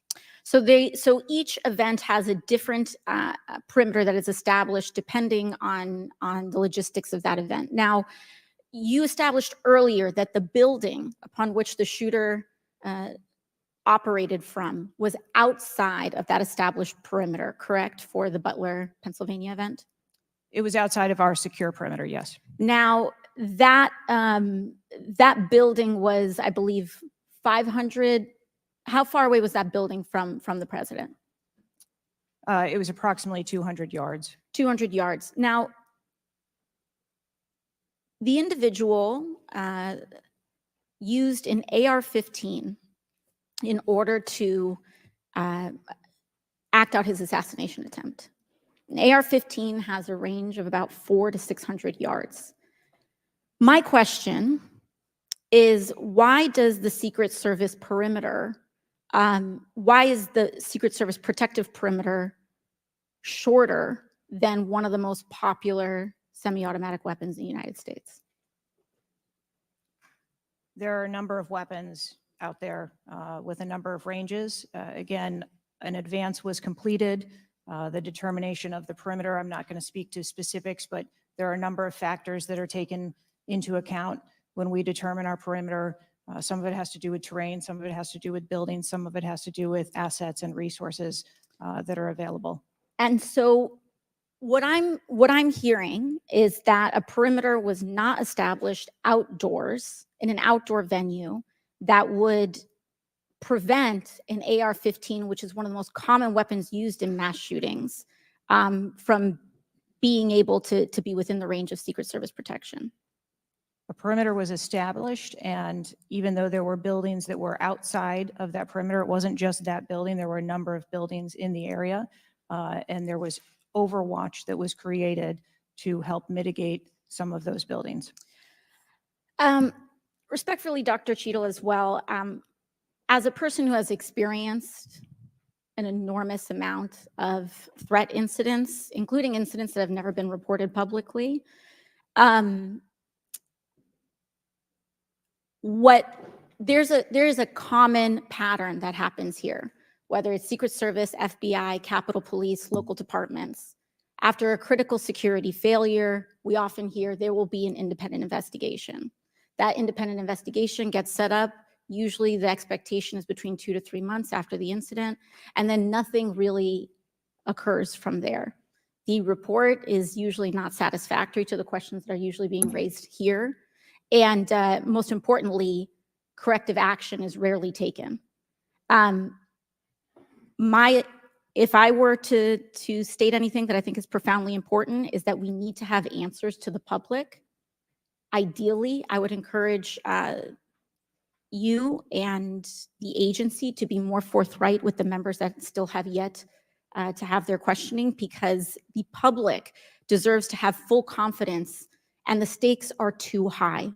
The violence that could break out in this political moment, regardless of party, in the event of someone getting hurt, constitutes a national security threat to the entire country. Thank you, and I yield back. Could I go back to something you Yes, said? please, feel free, Director. Ma'am, if I could just speak to something you said at the outset when you started your questioning.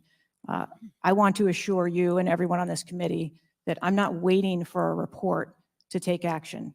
We have been conducting analysis all along, and we have been adding additional features to our security details since this incident occurred.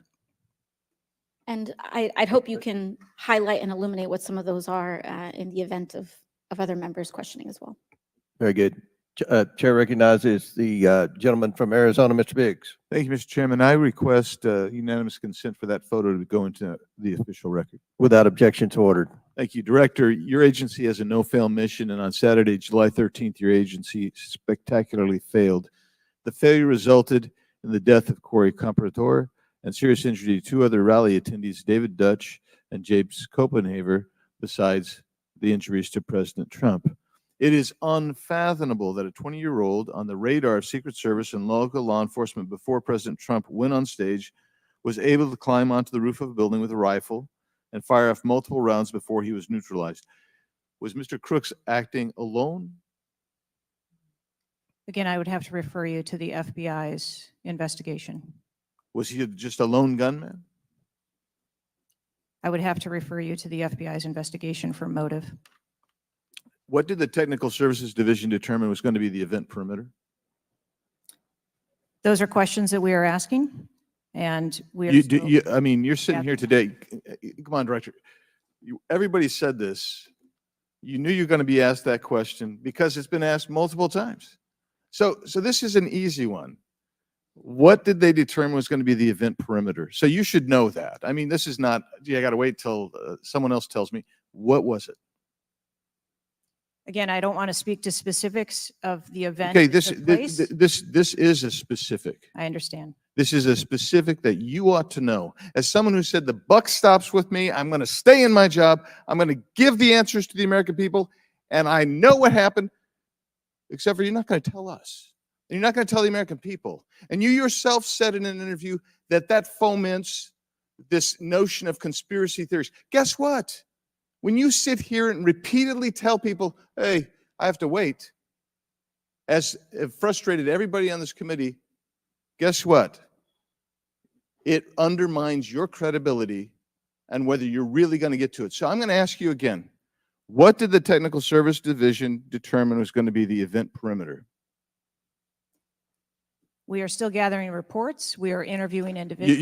You know what it is, though. No, you're just not When going to tell us, right? When I have those details, I will most certainly share those. Was the gun already on the roof, or did the shooter carry the gun up with him? I do not have that information at this time. Well, when was the last sweep of that roof done prior to the rally? I do not have that information at this time. So how many holds?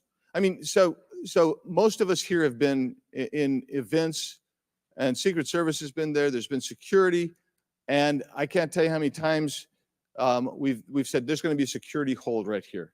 So we're going to wait, and we wait to 1 or 2 or 3 minutes, and yet we're hearing from you apparently that there were no holds in place. So ever instituted here with President Trump's going on stage, and you said. And this is, I think, connected with this. You said they hadn't adjudicated the shooter to be a threat.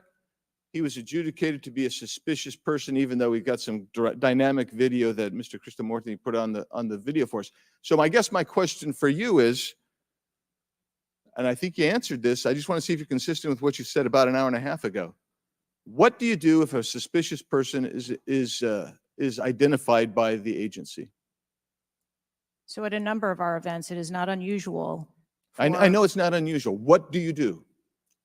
Those individuals that are identified as suspicious, we will send teams out Was a team sent out here then? There were teams that were sent to identify and interview that individual. They were sent to interview the individual who's scampered up in camo on top of a roof within 130 yards of his target. And did your team get there? When did your team get there to conduct that interview? I don't have the details on the timeline. It is my So if they did send a team and they're going to interview him, and you described that earlier as an investigation, why didn't they put a security hold on President Trump going on stage at that rally? At a number of our protective sites, there are suspicious individuals that are identified all the time. It doesn't necessarily mean that they constitute a threat. Of course not. But here you got a guy scampering up the side of a building on top of a roof. It's identified to you, and you said you sent a team there, and you can't answer that. And this gets to one of my finer points, Mr. Chairman, if I can make it, and that is, we can have these kind of interview sessions, 5 minutes, everybody gets a kiss at the pig, 5 minutes, and she gets to stonewall us, not deliver answers. So we say, okay, we're going to put together a congressional committee, a blue ribbon committee. Same crap will happen. I am calling, and I'll support that, but I will tell you this, I am calling on the speaker to give us and put together a truly independent commission of qualified former Secret Service agents, presidential and VIP protective services people who can actually conduct this kind of investigation and give us real answers, because I don't think you're going to give us those answers. You should have come today ready to give us answers. I call upon you to resign today. And I also would say I've got a bunch of UC requests, if I can go ahead, Mr. Chairman. Proceed with the request. Thank you. I apologize. It might That's all right. Go ahead. It might take a moment. Very important. Anthony Guglielmi, the Secret Service spokesman, one from him. Without objection, so ordered. Article, U.S. Secret Service says it previously denied Trump requests for additional resources. New York Times reports. Without objection, so ordered. Secret Service says it denied earlier Trump requests for more federal resources. Without objection, so ordered. Secret Service acknowledges denying some past requests by Trump's campaign for tighter security. Without objection, so ordered. Preliminary findings by Senator Ron Johnson and his committee. Without objection, so ordered. Articles entitled, Notice Anything Different About Trump's Secret Service Detailed Next, former Biden official corrects herself after saying Dems must turn their fire on Donald Trump to beat him. Secret Service director says buck stops with her, but she will not resign. Disney Star Wars Mark Hamill cracks joke about Trump's ear bandage following assassination attempt. Biden, I haven't engaged in inciting rhetoric. Trump has. I'm just talking about threat to democracy. Piece called Who is Secret Service Chief Kimberly Cheatle? Charlemagne the God says Trump solely responsible for violent rhetoric that led to attempt on his life.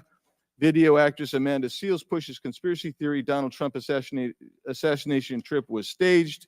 Report Secret Service identified rooftop as a potential vulnerability days before the rally. Watch BlackRock removes ad showing former President Donald Trump's would-be assassin.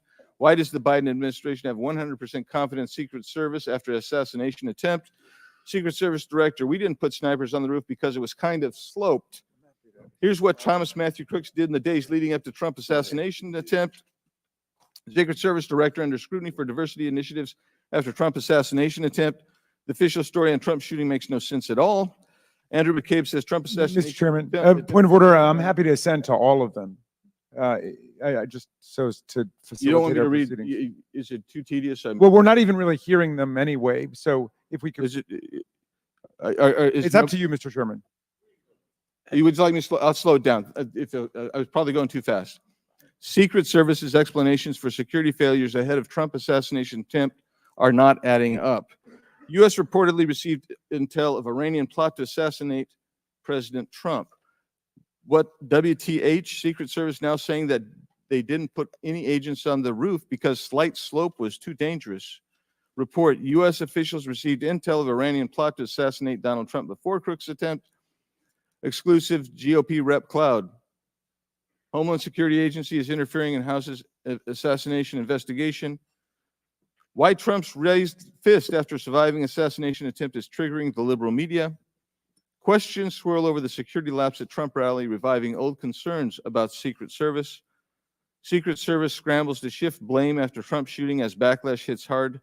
Nobody contacted me. Must see 6-camera split screen of assassination attempt captures everything shooter was in open 2+ minutes. Murillo, 5 reasons you should be angry.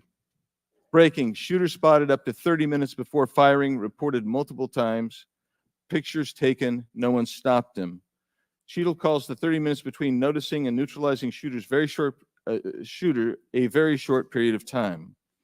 Secret Service director says buck stops with me on Trump assassination attempt, but won't resign. Mr. Biggs, we'll stop right there. We can retake them on the next one. I know there are more, Okay. but without objection, we'll enter into the record all of those, and we'll take up the others after the next speaker. Chair now recognizes Ms. Brown from Ohio for 5 minutes. Thank you, Mr. Chairman. I first want to highlight certain comments from Ranking Member Raskin, my colleagues on both sides of the aisle, President Biden and Vice President Harris, and that is political violence is completely unacceptable in this country, full stop.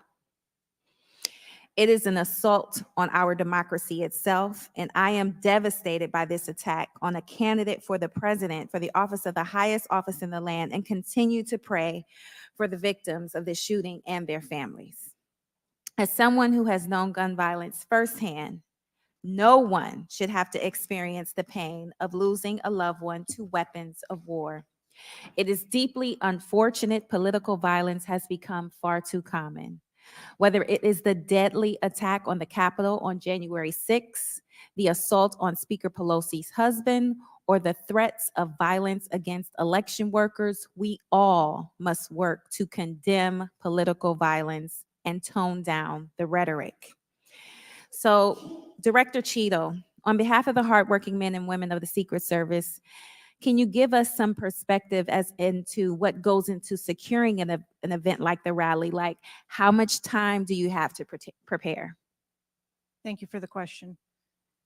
Generally, when we receive notification that there's going to be an event taking place at a venue, the advance team assignments are made, and there is a 5-day process to conduct walkthroughs, coordinate with staff, local staff, and whether it be campaign staff or the protectee staff, and then with local law enforcement on where the perimeter is going to be, the size and the scope of the event, how many attendees there are going to be, if it's an indoor rally, outdoor rally, what sort of assets are available locally, what sort of assets the Secret Service can bring to bear, and what the scope of the event that the staff is trying to accomplish. So to that point, how many agents were recommended or requested as opposed to how many were assigned?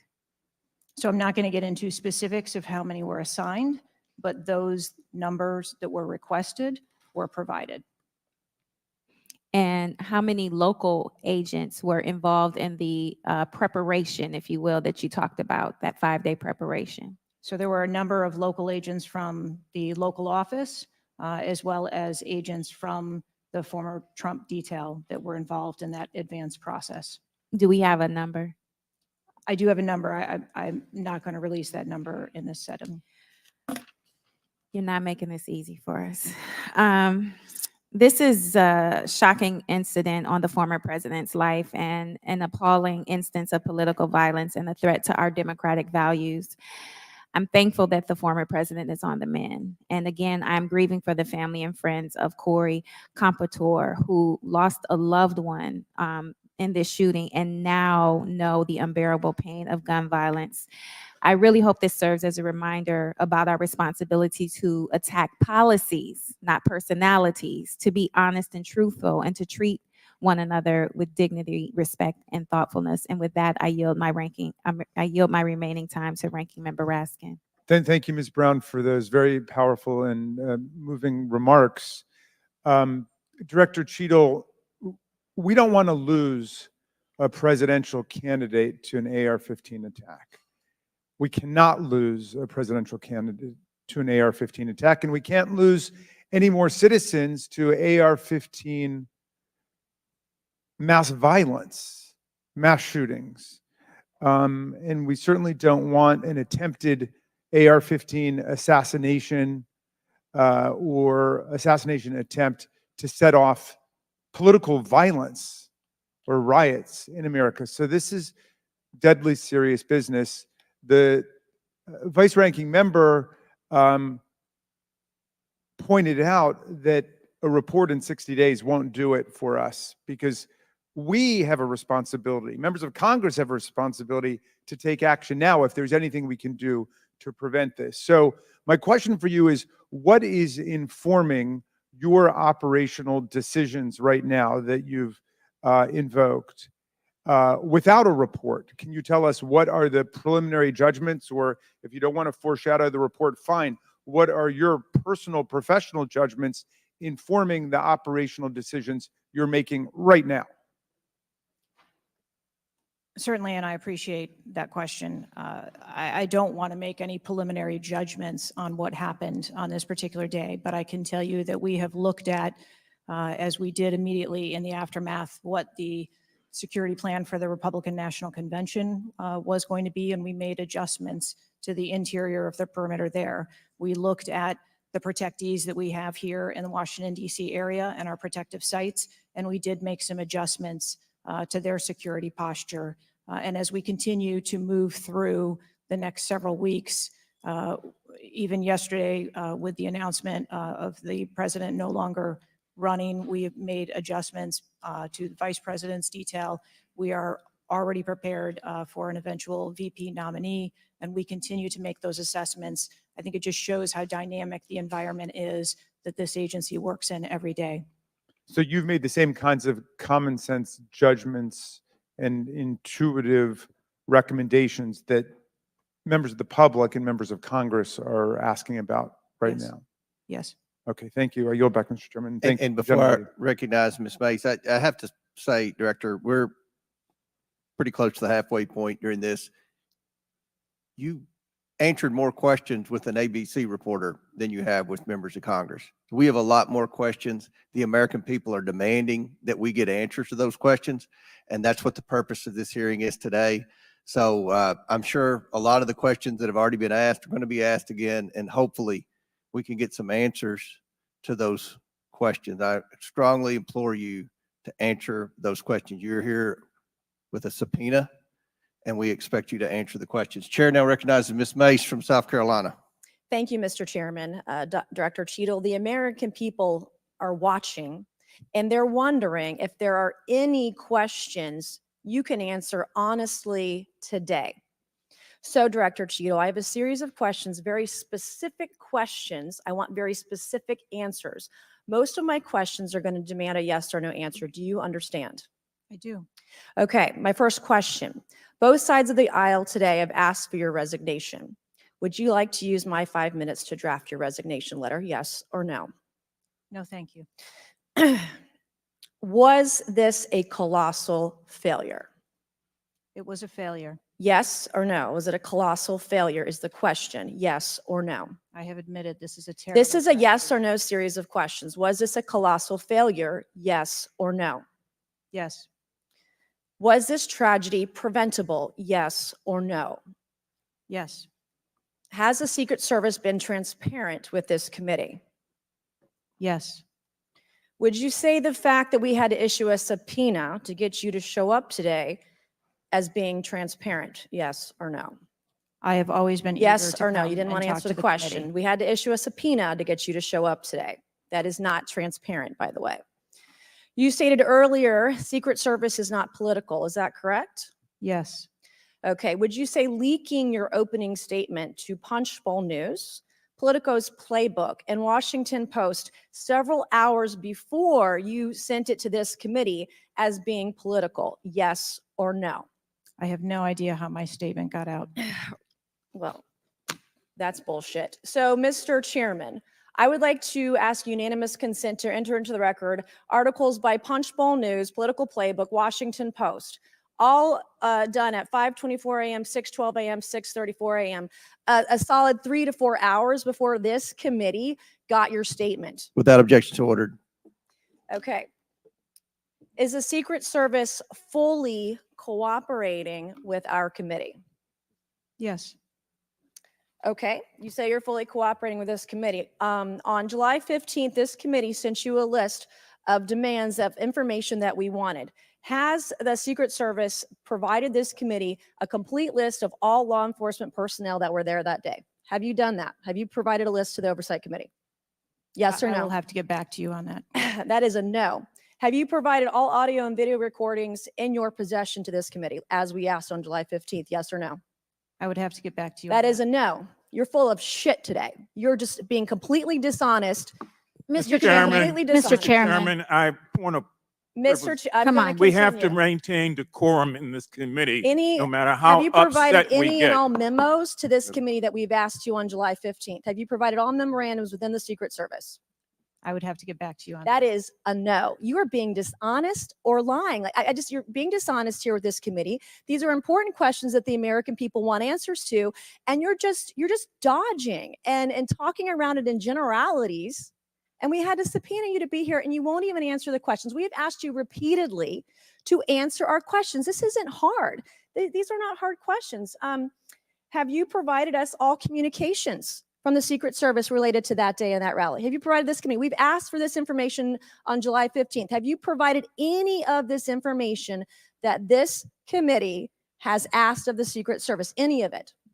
I'll have to get back to you. Have you even read this letter that we sent you? Did you even read this? Yes. Okay. And you have said you don't know, you have no idea. Well, the answer is no. We haven't gotten a single document or piece of information or data from you or your agency in related to the rally that we have asked you for. So was this attempted assassination of Donald Trump a failure of training or execution or both? I think that those are answers that we need to Training, examine. execution, or both? Which one? I think those are answers. All we right. need How to many determine. how many Secret Service personnel have lost their jobs due to this colossal failure? At this time, none. How many Secret Service personnel have been required to take a refresher course on how not to let people shoot Donald Trump? Our personnel are currently operational. We are examining the facts of this investigation, and we will make the changes necessary. What time did law enforcement become aware that there was an individual on the roof with a clear line of sight to President Trump? I am still verifying timelines. Of course, 9 days in, you have no answers. How many minutes went by between the time law enforcement saw and took photos of crooks and the shooting? How many minutes? I am still verifying timelines. 57 minutes.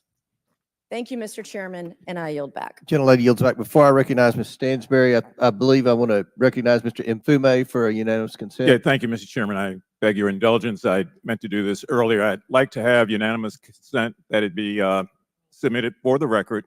The 2023 ranking of best and worst workplaces in the federal government, compiled by the Office of Personnel Management, which shows the United States Secret Service coming in, again, as I said earlier, 413th out of 459 sub-agencies.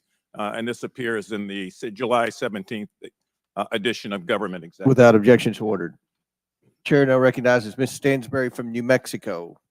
Thank you, Mr. Chairman. I want to start by just saying that part of why you have bipartisan agreement here on the dais about the severity and importance of this hearing is because this is not just a single shooting. This is about national security and the security of our democracy. It's not just one operational failure.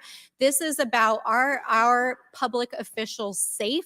And what does that signal to our country and to the world about American security and the ability of our officials to do their job safely?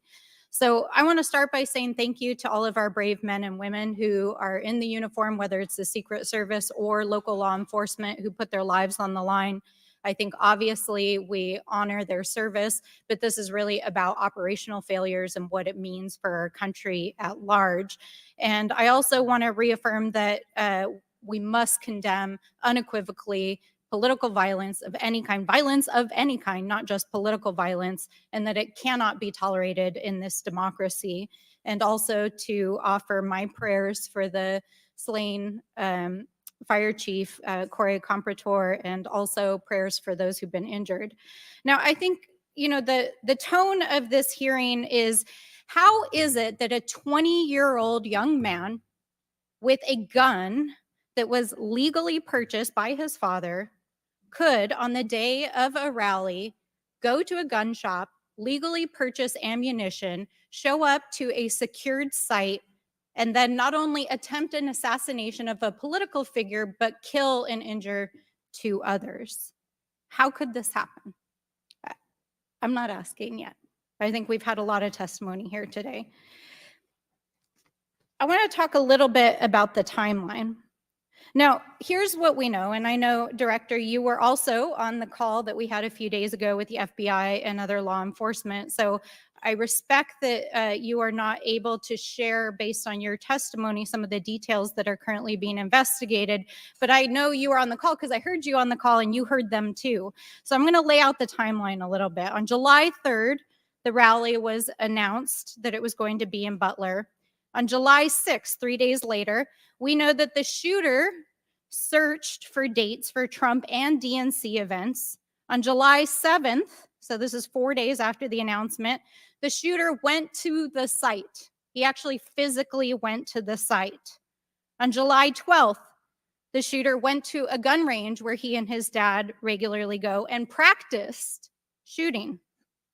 And the next day, on July 13th, he went to the site again before the rally began. We know that he then went and searched online for a gun store, where he went and he purchased 50 rounds of ammunition, went home, got his father's AR, which was legally purchased, and returned to the venue. At 5 p.m. that evening, this is more than an hour before Donald Trump actually took the stage that evening, local law enforcement were made aware that there was a suspicious man. In fact, at 5:20, local law enforcement flagged that he had a rangefinder, and they radioed their concerns and sent around pictures of the individual. At 5:40, 20 minutes before local law enforcement actually identified the shooter, and at 5:51, Secret Service was notified of the suspicious person by the state police, and 1 minute later, they distributed that information. That was before Donald Trump even took the stage. That was 11 minutes before he took the stage. So the Secret Service was aware that there was a suspicious person. At 6:03, he took the stage. At 6:09, rally goers, as was shown in the video, identified this gentleman climbing on the roof. At 6:11, 3 shots were heard, 3 rounds of shots. And of course, the president and the other victims were shot. This shooter was a 20-year-old young man, no criminal record, legally purchased gun and ammunition, who for days in the lead up to this shooting was searching mass shooters. He even had a picture of a mass shooter on his cell phone the day of the shooting. He searched for explosives. He searched high-level officials. So the American people want to know, how did a 20-year-old young man with access to a military-style weapon actually bring it onto an unsecured perimeter who for days had been planning a mass shooting event? And I think that, Madam Director, with all due respect, the answers that we've received here in this hearing today are completely unsatisfactory.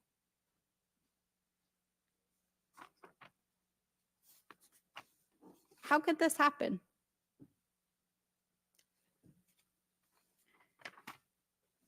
We need answers. We need answers not just for the family members of the gentleman who was killed and those who were injured, but we need answers for our democracy. Because as others have stated here today, we are in a highly politically charged environment right now. We are only weeks away from one of the most significant presidential elections in American history. And it is clear that our public officials' safety has not been secured. And it is not just a matter of one shooting, it is a matter of national security. So I hope that you will take our comments to heart. I hope that there will be accountability, and we need answers. And with that, I yield back. Chair now recognizes Mr. LaTurner from Kansas. Thank you, Mr. Chairman. Director Cheatle, I have a question just right off the bat. Something that you've bragged about repeatedly is that you've increased protection for the 36 individuals that the Secret Service is also entrusted with. Is that correct? I think I stated that we currently have 36 protectees and that we continue to make evaluations on where those levels of protection are provided. You've mentioned specific increases in protection that you've provided for some of those individuals, correct? Correct. Based on what? Well, some of it has been as a result of the tragic incident that occurred on the 13th. We went back and reassessed where we were at in providing protection and wanted to make sure that we were not, overlooking anything considering this most recent incident. So the Secret Service needed to learn that allowing a rooftop 150 yards away from a protectee, not putting that in a perimeter, not having someone guarding that roof, that information is new to you and it's caused you to increase protection to other folks that are under your care? I think it is prudent after any incident that occurs to go back and take a look at your current practices and see if there is anything that needs to be done differently. It's inconsistent because what you said earlier to Mr. Turner was that the protection that you were offering to President Trump was in line with the current threats, him being a former president, him being a nominee of a major political party, the threats from Iran, the protection that you're providing him was adequate. Do you stand by that statement? Yes. Okay. Do you think it's a problem that the Americans' trust in the federal government is an all-time low? Do you think that's a problem? I think that it's unfortunate. I don't know why you're quibbling with my word. Is it a problem or is it not? I think the American public deserves to have trust in their federal government. Okay. I don't know why you're being difficult. It's a simple question. Are you concerned about the increasing prevalence of conspiracy theories going on out there right now? Yes. I am too. You've been incredibly inconsistent with your answers before this committee today and what you were willing to reveal. You've acknowledged that the shooter was identified with a rangefinder, that President Trump's detail was sufficient for the threats he faced from Iran, that certain details were erroneously reported, in your words, but you haven't been willing to provide any information about the decision to place the building in question outside the perimeter, the explosives placed in the shooter's vehicle, the use of a drone by the shooter, or when exactly the Secret Service identified the shooter as a threat rather than merely suspicious. What is your standard today for what you are willing to answer and what you are not? Because you've been inconsistent. I'm certain that you can understand that some of the information that's been provided to you thus far has come from the FBI's investigation and has come from information that we have released. I want to make sure that information that is being provided to this committee is consistent and is factual. But the question about the drone that the chairman asked at the beginning of the hearing, he said, do you know this information? And you acknowledge that, yes, you do know the information, you just don't want to tell us. I guess my question is that if you wanted to wait till the end of the investigation to draw conclusions, which you've acknowledged you're drawing conclusions right now and making changes. But if that was your standard, that you want to wait till the end of the investigation to draw conclusions, okay, at least you would be consistent in that. But what we're wanting to know today, and what would dispel some of the conspiracy theories out there, what would increase trust with the American people, is for you to let facts out, for you to tell us what you know. And I want to understand from you, why is that a problem? Why is it inconsistent with a quality investigation to release to the American people today at least the information that you know for sure? Because you certainly know for sure more information than you're willing to give us today. I have released that there was a failure and that there are gaps that we need to make sure that they don't happen again. That's not acceptable. That's not enough. That doesn't quell any conspiracy theories out there. In your 27 years of experience, would you have been concerned about an elevated location within 150 yards of a protectee that did not have a Secret Service presence? Just based on your experience. What I can tell you is that every site and every venue No. I'm asking for your experience. Looking at this situation, would that have been of concern to you? Or would you have agreed that it's fine, it doesn't need to be covered? What I have explained today You're is not going that to answer. there was. Is it true that at 5:45 p.m., approximately 18 minutes before President Trump took the stage, the Beaver County Emergency Services Unit noticed the shooter on the roof and photographed him? Is that a fact or not? That is the information that I have from the FBI's report, yes. You haven't been willing to share whether or when this was communicated to the Secret Service, so I'd like to get into the difference between suspicious activity and threatening activity. Is it suspicious or threatening if an individual is seen around the perimeter with a rangefinder? Is that just suspicious? That could be termed as suspicious. If that same individual with the rangefinder is found on a rooftop, is that still just suspicious, or is that considered threatening? That could be termed still as suspicious. All right, my time is over. Mr. Chairman, I yield back. Thank you. Chair now recognizes Mr. Frost from Florida. Thank you so much, Mr. Chair. And obviously, I want to start by stressing that political violence is always unacceptable, and acknowledging that this is still an ongoing investigation. But oversight hearings like this are essential components of an investigation, and I want to thank the chair for pulling this together. Madam Director, I appreciate you for being here. The events of July 13th raised serious questions about the efficacy and thoroughness of the security protocols in place. The gravity of the fact that an unsophisticated gunman was able to secure his perch and take a shot at a former president despite multiple layers of security and intelligence are not lost on me. Before I came to Congress, I used to work advance for a major political candidate and have interacted with many different law enforcement agencies on large political events like the one that just happened. How many times was the Secret Service alerted about a suspicious person at the July 13th campaign event prior to the first shot being shot? I don't have an exact number to share with you today, but from what I've been able to discern, somewhere between 2 and 5 times there was some sort of communication about a suspicious individual. To the Secret Service specifically? Mm-hmm. According to reports, the shooter was photographed twice by security officers prior to the shooting. A police officer saw the shooter on the ground and reported him with a photograph as a suspicious person. Multiple local law enforcement officers identified the shooter, radioed that he was acting suspiciously near the event's magnetometers. A local law enforcement tactical team saw the shooter on a roof and notified other security services and also photographed him.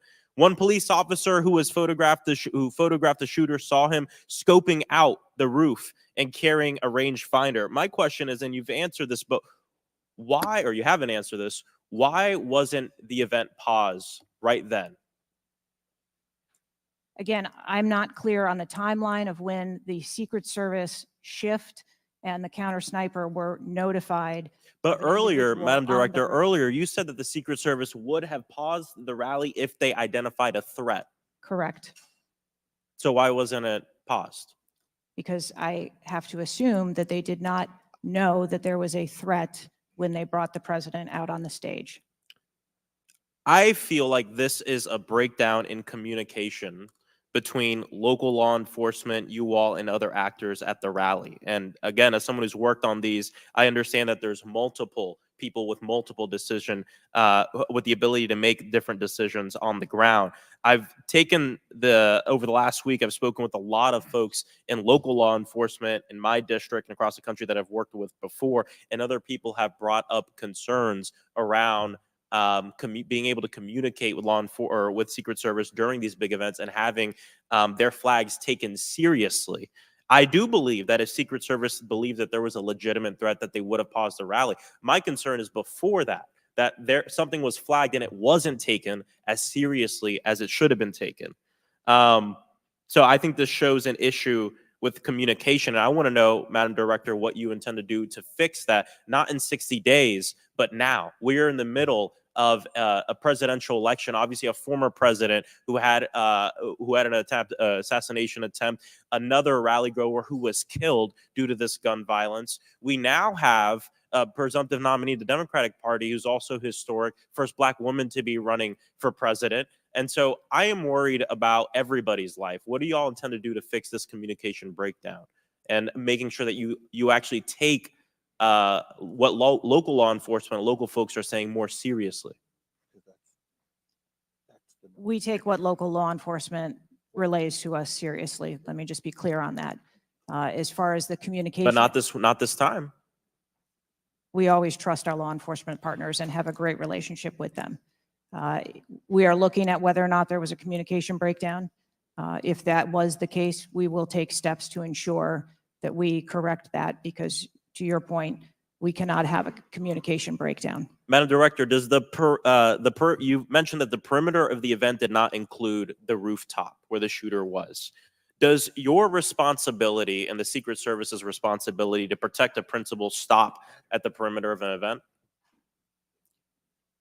Our responsibility is to ensure the safety and security of the event itself and the protectee who is attending that event and the personnel who are protecting. So you would say the fact that the rooftop was outside the perimeter is not an excuse for what happened, saying that it was outside the perimeter of the event? I am not offering that as an excuse. Okay, thank you. I yield back. Gentleman yields back. Chair now recognizes Mr. Fallon from Texas. How did a 20-year-old loner with a week's notice pick the absolute best location to assassinate President Trump when the entire Secret Service missed it? Director Cheatle, in your leadership, your agency got outsmarted and outmaneuvered by a 20-year-old. How can we have any confidence that you could stop a trained professionals from a nefarious nation state? Those are absolutely questions that we need to have. I know they're answers questions, to. but the fact of the matter is we can't have that confidence. Director, do you have the ability personally, and do you have the authority to beef up security of any of your protectees? Yes, I do. Okay. So were you also aware there was a credible threat President Trump was facing? He was facing a heightened security threat to a foreign adversary? Yes. Okay. So given that there was an increased threat to President Trump's life, was he provided a full security complement akin to what a sitting U.S. president would receive? He was provided a full complement of security based on the threat assessment that we had. That's not my and question. the venue. My question is, if he'd been the sitting president, would he have had the same security he had on July 13th, or would have been beefed up? There is a difference between the So sitting he didn't. president So your answer is he didn't. and continuity of government and the So responsibility he that we did have. not. Okay, there wasn't a CAT team, the full CAT team on site. There wasn't counter surveillance teams on site. But this is the thing. You just said you had the ability to beef up the security. You knew about the threat, and you didn't. And that's as telling as it is chilling. We have satellite images from the Butler Fairgrounds. Have you visited the site? No, I have not. 9 days and you have not visited the site. You should have been there that night. Did you talk to, that evening, did you talk to the team, the heroes that surrounded the president? Did you call them that night? They were still operational work. So that's an answer is no. Did you call them the next day? President. Yes, I spoke with. You called them the very next day, not the day of, or was it 72 hours after? I don't know the timeline, but I spoke with Okay, them because you're under oath. immediately I following. think it was 72 hours after. You waited 3 days. What is immediately clear is that there are a number of structures that need to be secured. Of these, Director, other than the first, immediate 4, what's the most dangerous site that should have been secured? Because security 101, you got to mitigate the high ground. Yes. Okay. Do you know what the next most dangerous site, what was the closest structure to the president, other than the 4 immediate ones that you had your counter sniper teams on? There are a number of structures around that event site. You know who the shooter knew? The shooter has visited the site 2 more times than you have, and he had a drone, and he picked the AGR building. So you said, do you remember in an ABC interview you did that you didn't have people on the roof of the AGR building because you were worried about safety because of the slope? I recall that statement. Okay.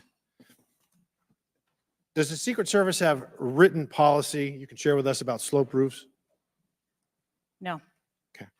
So why'd you act like there was one? Because is it your practice to comment on enormous events of enormous national implications when you're ignorant of the facts? That's rhetorical. So here's this thing with the slopes. You go all up to like 1812. You can go to a 112, which is about as flat as you can get without it being completely flat.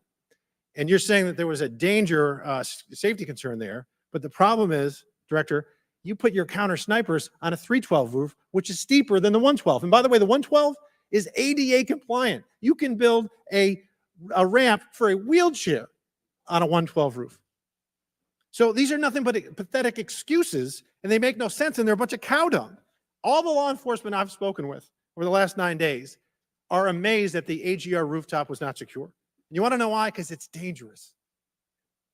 I have never had any long gun training in my life.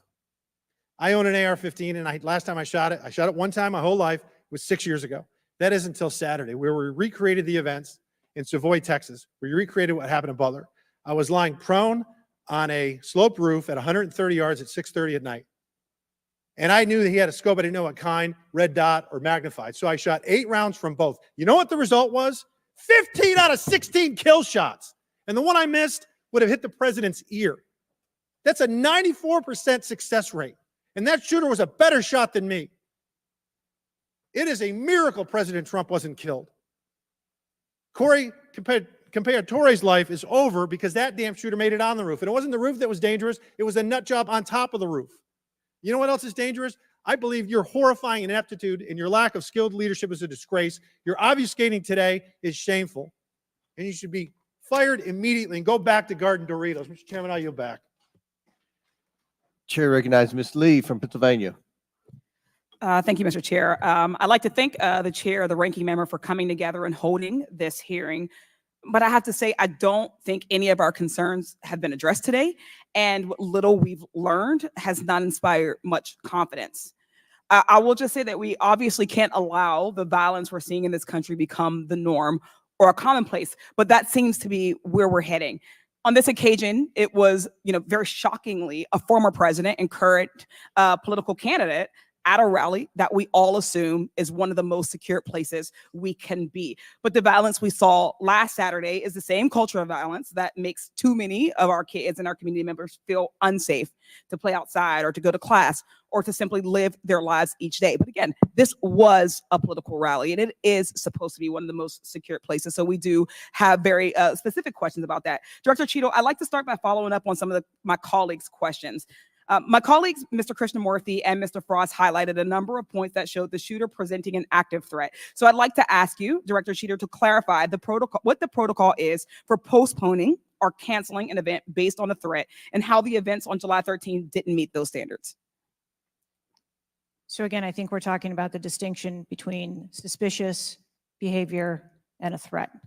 And at the time that this individual was identified, they were displaying suspicious behavior. I'm still waiting for interviews from the FBI to determine what it was that identified that individual as suspicious and what those behaviors were. To that question, does suspicious behavior vary between different events? For instance, if we have an event with a president, would there not be a heightened standard for suspicious behavior? I think that there are a number of ways that someone could be identified as suspicious, and it doesn't matter whether it's at a rally or an indoor event or who the protectee is. I think it's up to law enforcement or citizens to identify someone as suspicious. Okay, thank you. According to the Associated Press, at least 6 different agencies, including 2 sheriff's office, local police, state police, as well as fire and emergency rescue officials were involved in securing the rally in Butler. When there are so many teams that are collaborating, who takes the lead and how is that determined? The Secret Service is responsible for the security of the site and the And- coordination. And that was the case on July 13th. Correct. Changing gears, in 2024's appropriations budget, the Secret Service was given a little over $3 billion, which was about $78 million above what was requested. For 2025's budget, you've requested yet another increase. How much of these funds goes towards training and improving protection procedures? I would have to get back to you on the training aspect of it, but about 30% of our budget is for protection and facilities and training. But clearly the problem can't be a lack of funding. So what exactly do you see as the core problem that led to this failure, that led to your agency being outgunned by a 20-year-old using his father's gun and acting on his own without a particularly sophisticated plan or technology? I think that we are waiting to determine exactly what those failures or failure was so that we can make sure that the Secret Service is stronger after this. So we've heard a lot today that you can't answer because it's an ongoing investigation, that you're still figuring out the details, and that you won't answer basic questions. You've said 60 days for the investigation, but I simply don't think that's acceptable. Do you really plan to keep avoiding questions and the American people's questions, ours and the American people's questions, for the next 60 days? I'm not avoiding questions. I want to make sure that I am providing factual and accurate information. Certainly, but is there no in between, right? Between what is obviously a fact and what you can surmise from the details that you already have? I assure you, when I have a full and complete report of what took place on that day, I will certainly come back and make that available. Certainly. Studies indicate that the United States is experiencing increasing levels of political violence and tension. Does the Secret Service see increasing political violence as a threat to its work? And if so, how is the Secret Service adapting its strategies and protocols to account for increasing political violence? We are constantly evaluating the threats that we receive and monitoring that, and we make adjustments on a daily basis to our protectees based on what those threats are and what actions we need to take. Yes or no? Do you believe that stricter controls on the availability of assault weapons would make it easier for the Secret Service to fulfill its missions of protecting public officials?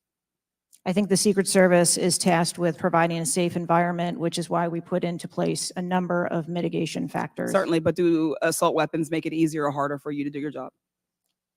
I think that any weapon makes it difficult for us to do our job. Okay, I yield back. Chair now recognizes Mr. Donalds from Florida.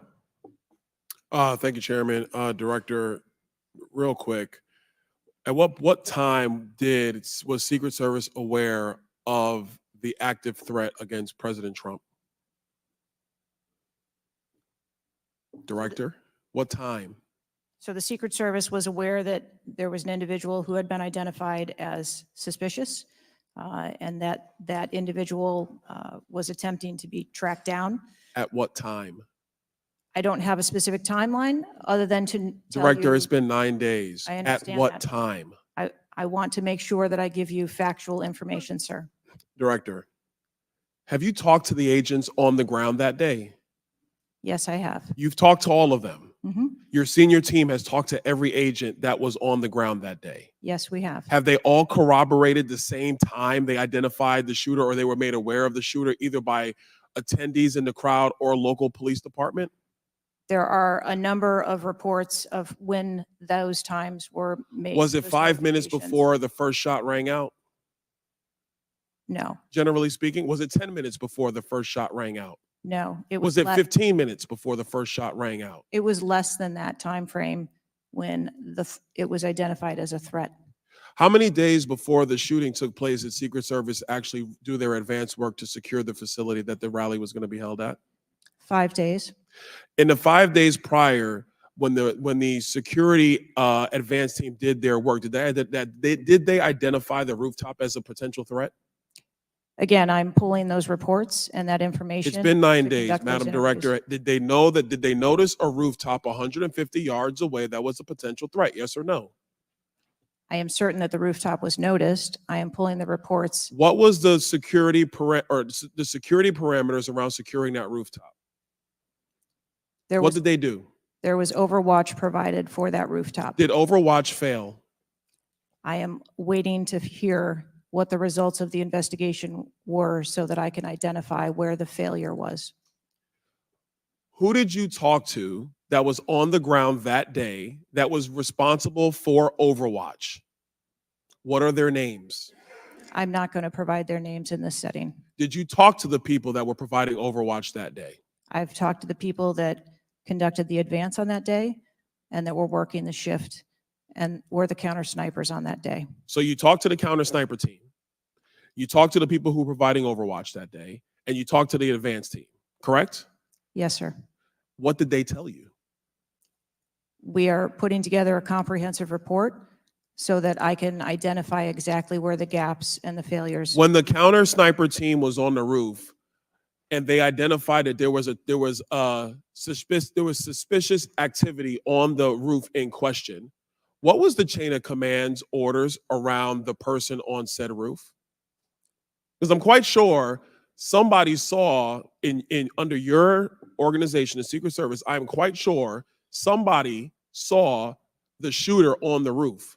So what was the communication through the chain of command to deal with said person? What I can tell you is that when the individual was identified by the counter sniper, they took one shot and neutralized that individual. But that was after the shooter already took a shot. Is that correct? That is correct. So what you're saying now is that the Secret Service did not see the shooter on the roof until after the shooter took a shot? I do not have all of those details at this time. If you don't have those details after 9 days, Director, then what you're telling me is that you guys didn't see it. Is that correct? I am telling you, I don't have all the details of the sequence at this time. Director, it's been 9 days. Either you have the information or you do not. Is that correct? We are still in the process of conducting interviews and an investigation. Some of my colleagues have texted me over the last couple days, bipartisan, about whether you should lose your job. And I've been quiet on that question because I wanted to see what you were going to do today. In my opinion, you do need to be fired immediately. And it is because this is gross incompetence. And the fact that it's been 9 days, and these are simple questions to answer. I'm quite sure if I asked any one of my kids if they got in trouble and I told them to give me the details, I would get more answers from them than I'm getting from you right now. And that's what's frustrating on a bipartisan basis, on a nonpartisan basis. This is a joke. And Director, you're in charge. And that's why you need to go. Mr. Chairman, I yield back. Chair now recognize Mr. Goldman from New York. Thank you, Mr. Chairman. Director, I want to follow up and just understand a little bit why there is so much information about this out in the public, including some from you and your communications team, and yet you're here pursuant to a subpoena under oath in front of Congress, and you're unable or unwilling to answer some of those same questions. Can you just explain why you are answering so many fewer questions here than you have to the media? I'm answering the questions that I'm able to answer based on the fact that there are multiple ongoing investigations. But you have answered some of these questions previously, correct? To the public, to the media. Which questions? Well, did you have an interview with ABC News? Yes, I did. Okay. And did you explain the interaction between local law enforcement and the Secret Service, and that local law enforcement was responsible for securing the perimeter of the building where the shooter was? I said that the Secret Service is responsible for designing and implementing and executing the security plan, and that we rely on the assistance of our local law enforcement partners to assist us with that plan. Let me ask you something. Were you given any instructions about what you can and cannot answer here today? My ability to answer questions is solely reflective of the fact that there are multiple ongoing investigations and I want to make sure that I provide accurate information that doesn't conflict with any of those investigations that are going on. So is it your view that you can't talk about anything that happened that day until those investigations are completed? My view is that I want to make sure that this committee and the American public gets correct and actual information. And so is it your view that that can only happen after the completion of the investigation? It is my view that when the investigations are complete, that we will be able to share that information. And how about before that? If I have factual information that I can share before that, I absolutely will. I'm guessing you have factual information as to when the suspicious photograph of the suspicious person was relayed to the Secret Service. There's a timestamp on that text message or whatever it was, correct? Sir, I'm sure you can understand that when you're dealing with text messages, emails, and other communications, the timelines don't always match up. Not really if they're timestamped, but let me move on. Because you have acknowledged that this was a major security failure. Is that right? Yes. Do you acknowledge that it was a major security failure not to secure the rooftop of the building that the shooter shot from? I believe at this time that the rooftop was provided Overwatch. I acknowledge that we are unaware at this time how the individual was able to access the roof. Overwatch meaning from other counter sniper, other higher points? Correct. And so was it a failure then that when that shooter was on the rooftop that Overwatch did not identify him before he fired his shots? I don't have the timeline of how the individual accessed the roof, where they accessed the roof, or how long they were on the roof. Let me ask a couple things quickly. You have testified here about all the resources that the Secret Service needed to deploy to protect the NATO summit and all of the leaders here. Is that right? Yes. Did you have to rely more on local law enforcement because of the NATO summit for this event? The Secret Service routinely works with local law enforcement at every event. It doesn't matter whether it is a NATO summit, NSSE, the RNC. In No, but that's not my Milwaukee. question. Obviously, there's a natural give and take as to, I'm sure, how many agents you deploy and how much you rely on local law enforcement. Did you have to rely more on local law enforcement because there were fewer Secret Service assets available because of the NATO summit? No. I hope we get answers before the completion. I don't like the fact that the media has received far more answers than Congress has. If this is a function of getting your ducks in a row, I assume you have access to a lot of these reports and a lot of this information, and you should have come prepared here today. And I would just want to flag, Mr. Chairman, before I yield back, that I want to just point out one thing that my colleague from Texas was talking about when he said he recreated the shooting twice with an AR-15, and he had a 94% success rate, 15 out of 16 shots. I don't know why that doesn't convince him that we should get rid of AR-15s. But clearly, we need to do something about the prevalence of AR-15s and weapons of war on our streets. And I yield back. Chair now recognize Mr. Perry from Pennsylvania. Thank you, Chairman. Director, I guess 60 days is the time of the investigation. Is that the information that you've put out, or where did that come from, 60 days? Or is that just information that the committee members are talking about? I stated that earlier today. I've asked Okay, my 60 team- days. So are you receiving regular updates? You're in charge of the Secret Service. This is about your organization, what happened 9 days ago. Are you receiving regular updates from the FBI on their investigation? Yes, I am. So you know some things are true, some things are probably not true. We want to talk to you about the things that we're hearing about and find out if they're true. You've been in contact with the FBI, then you're getting updates on a daily basis, right? Yes. Based on what you said. Okay, so, and are you confident that the person in question, Mr. Crooks, was the only person firing that day against the president or the crowd? Is he the only one? I'm not asking you yet if he acted alone, but is he the only one, or can you say that with certainty to the American people? That is the information I have at this time, yes. Okay, does it appear he acted alone?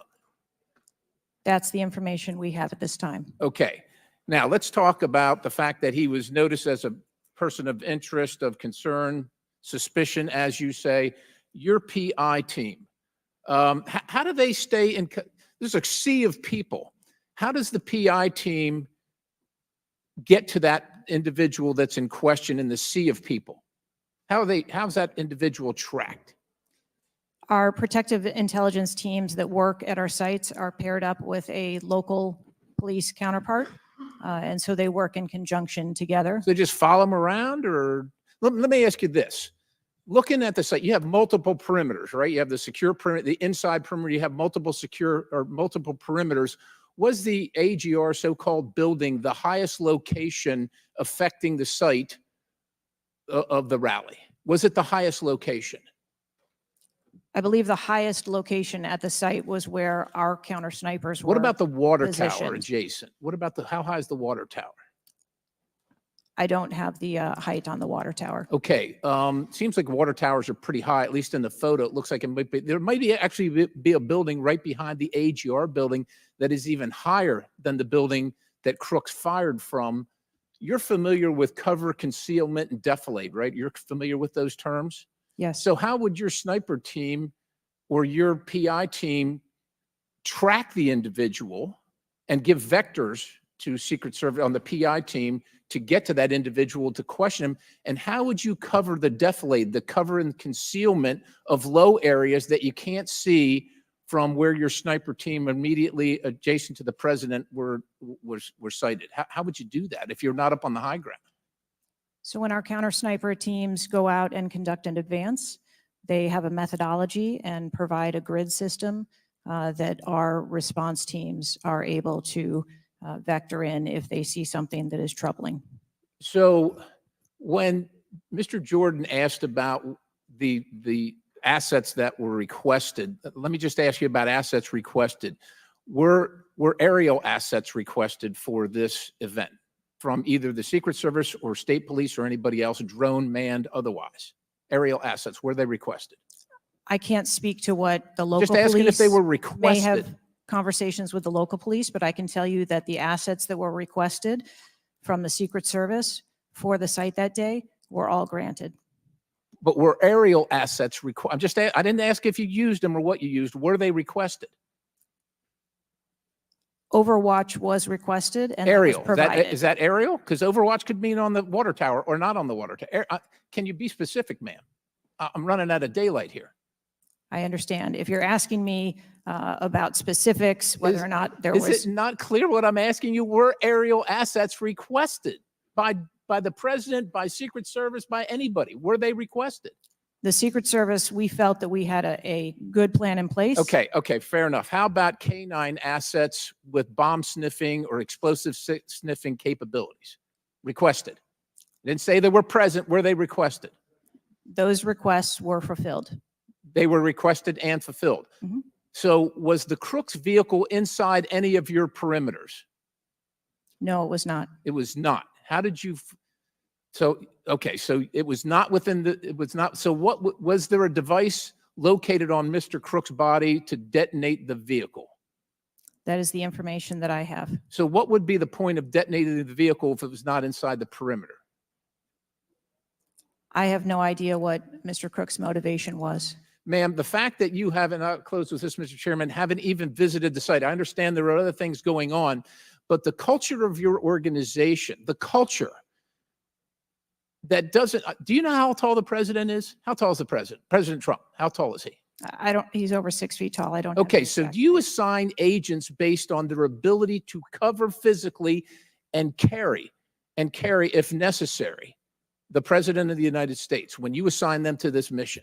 Is that a parameter that is considered?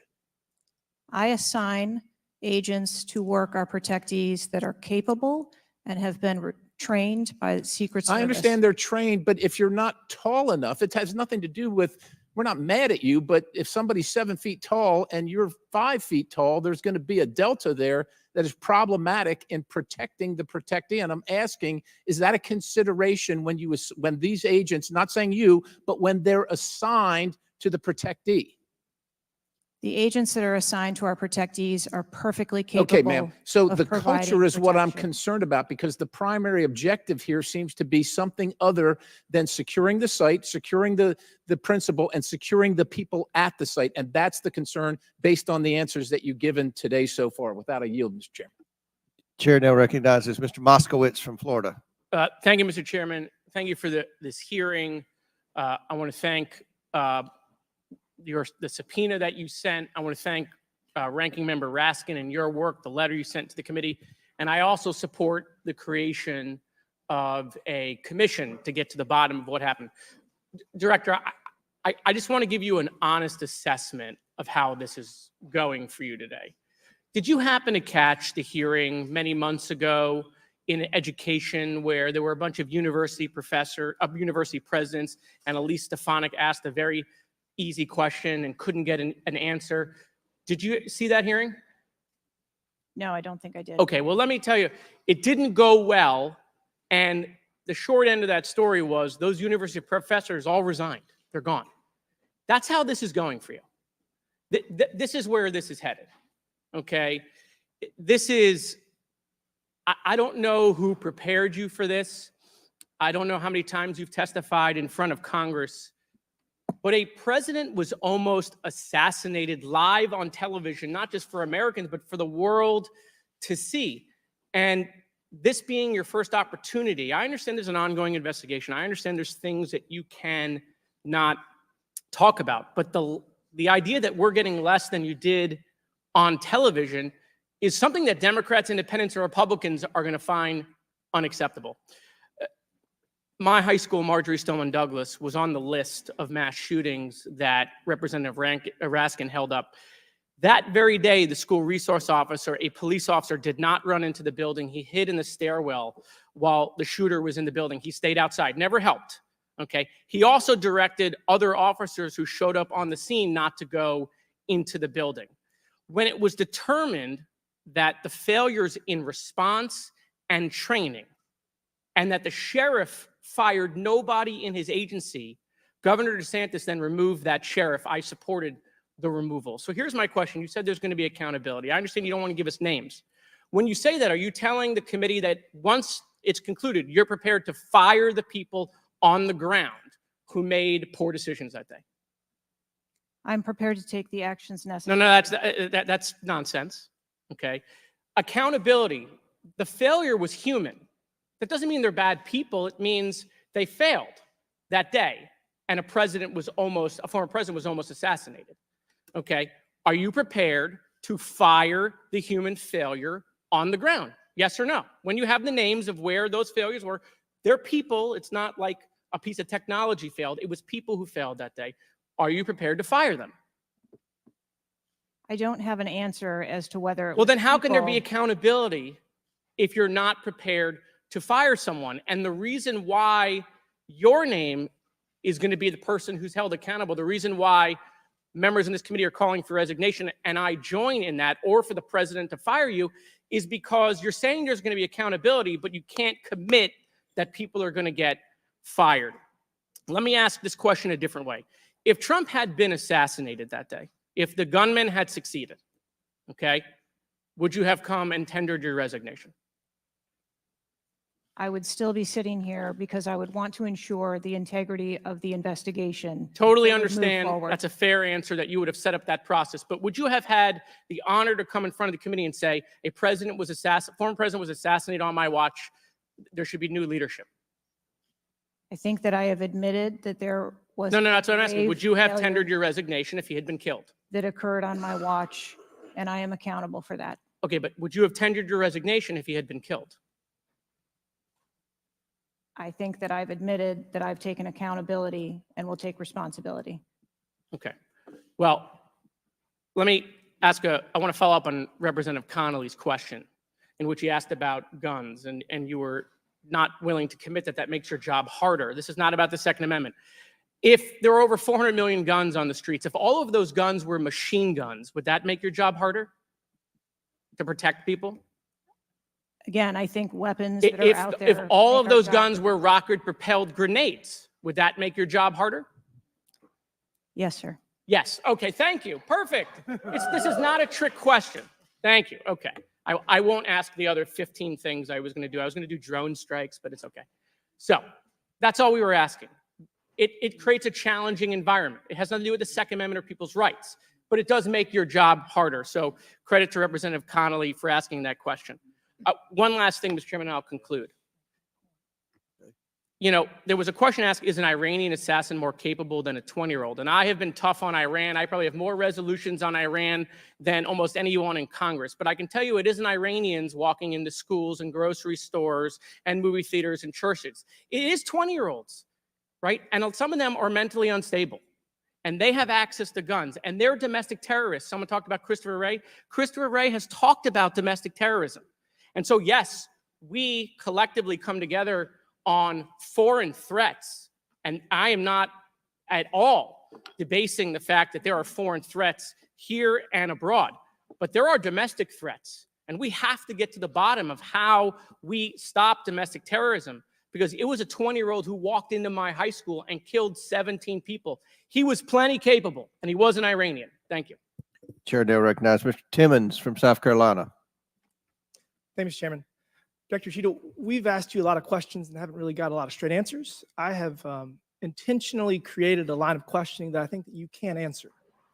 So the first question is, do you agree that the allocation of Secret Service resources should correspond with the risk profile of any given event?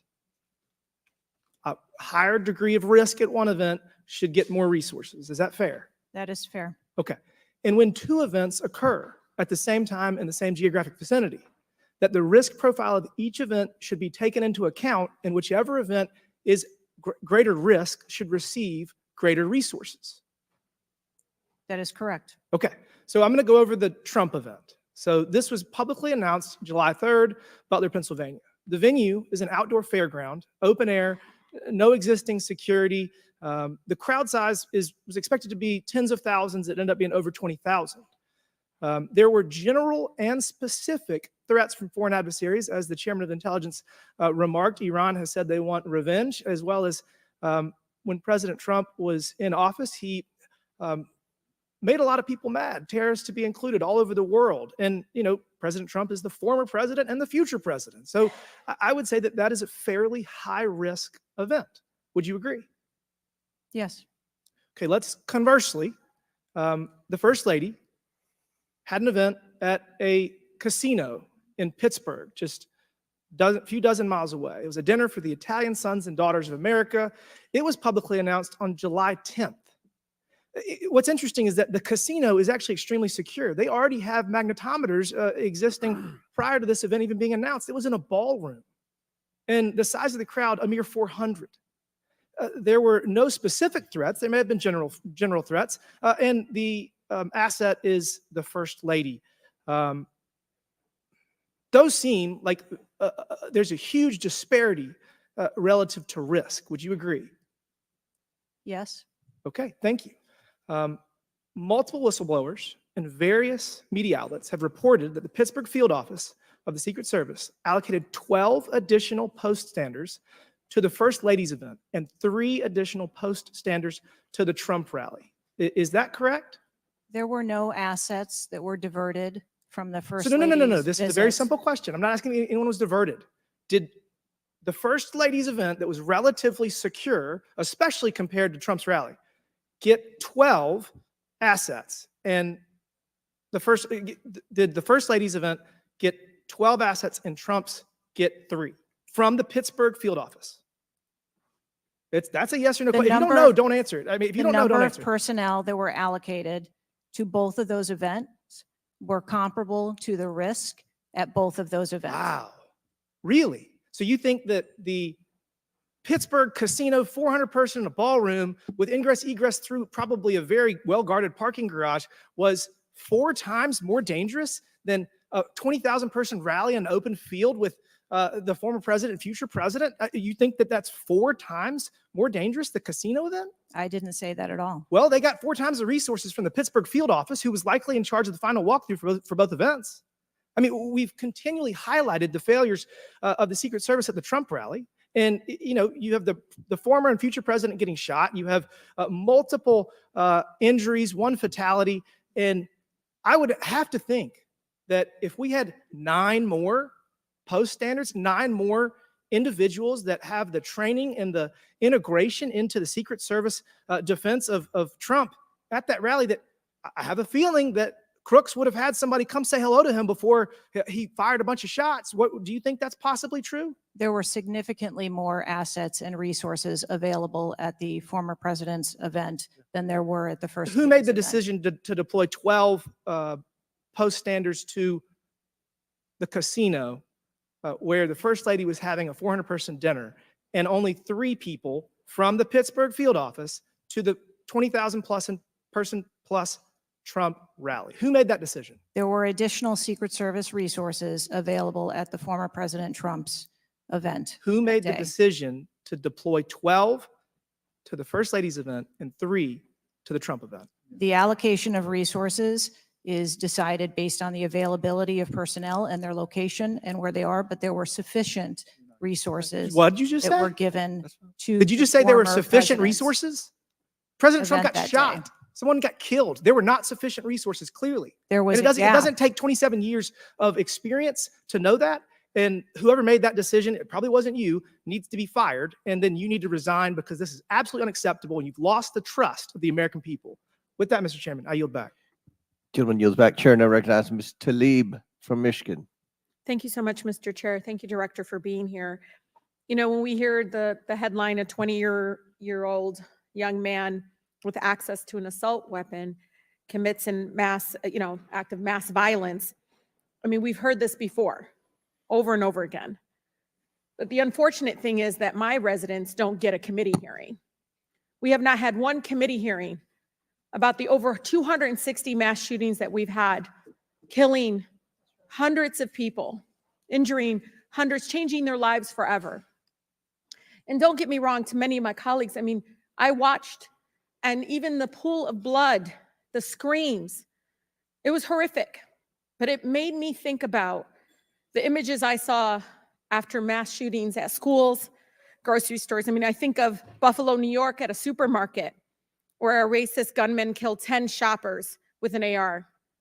In El Paso, AK-47 style assault rifle killed 22.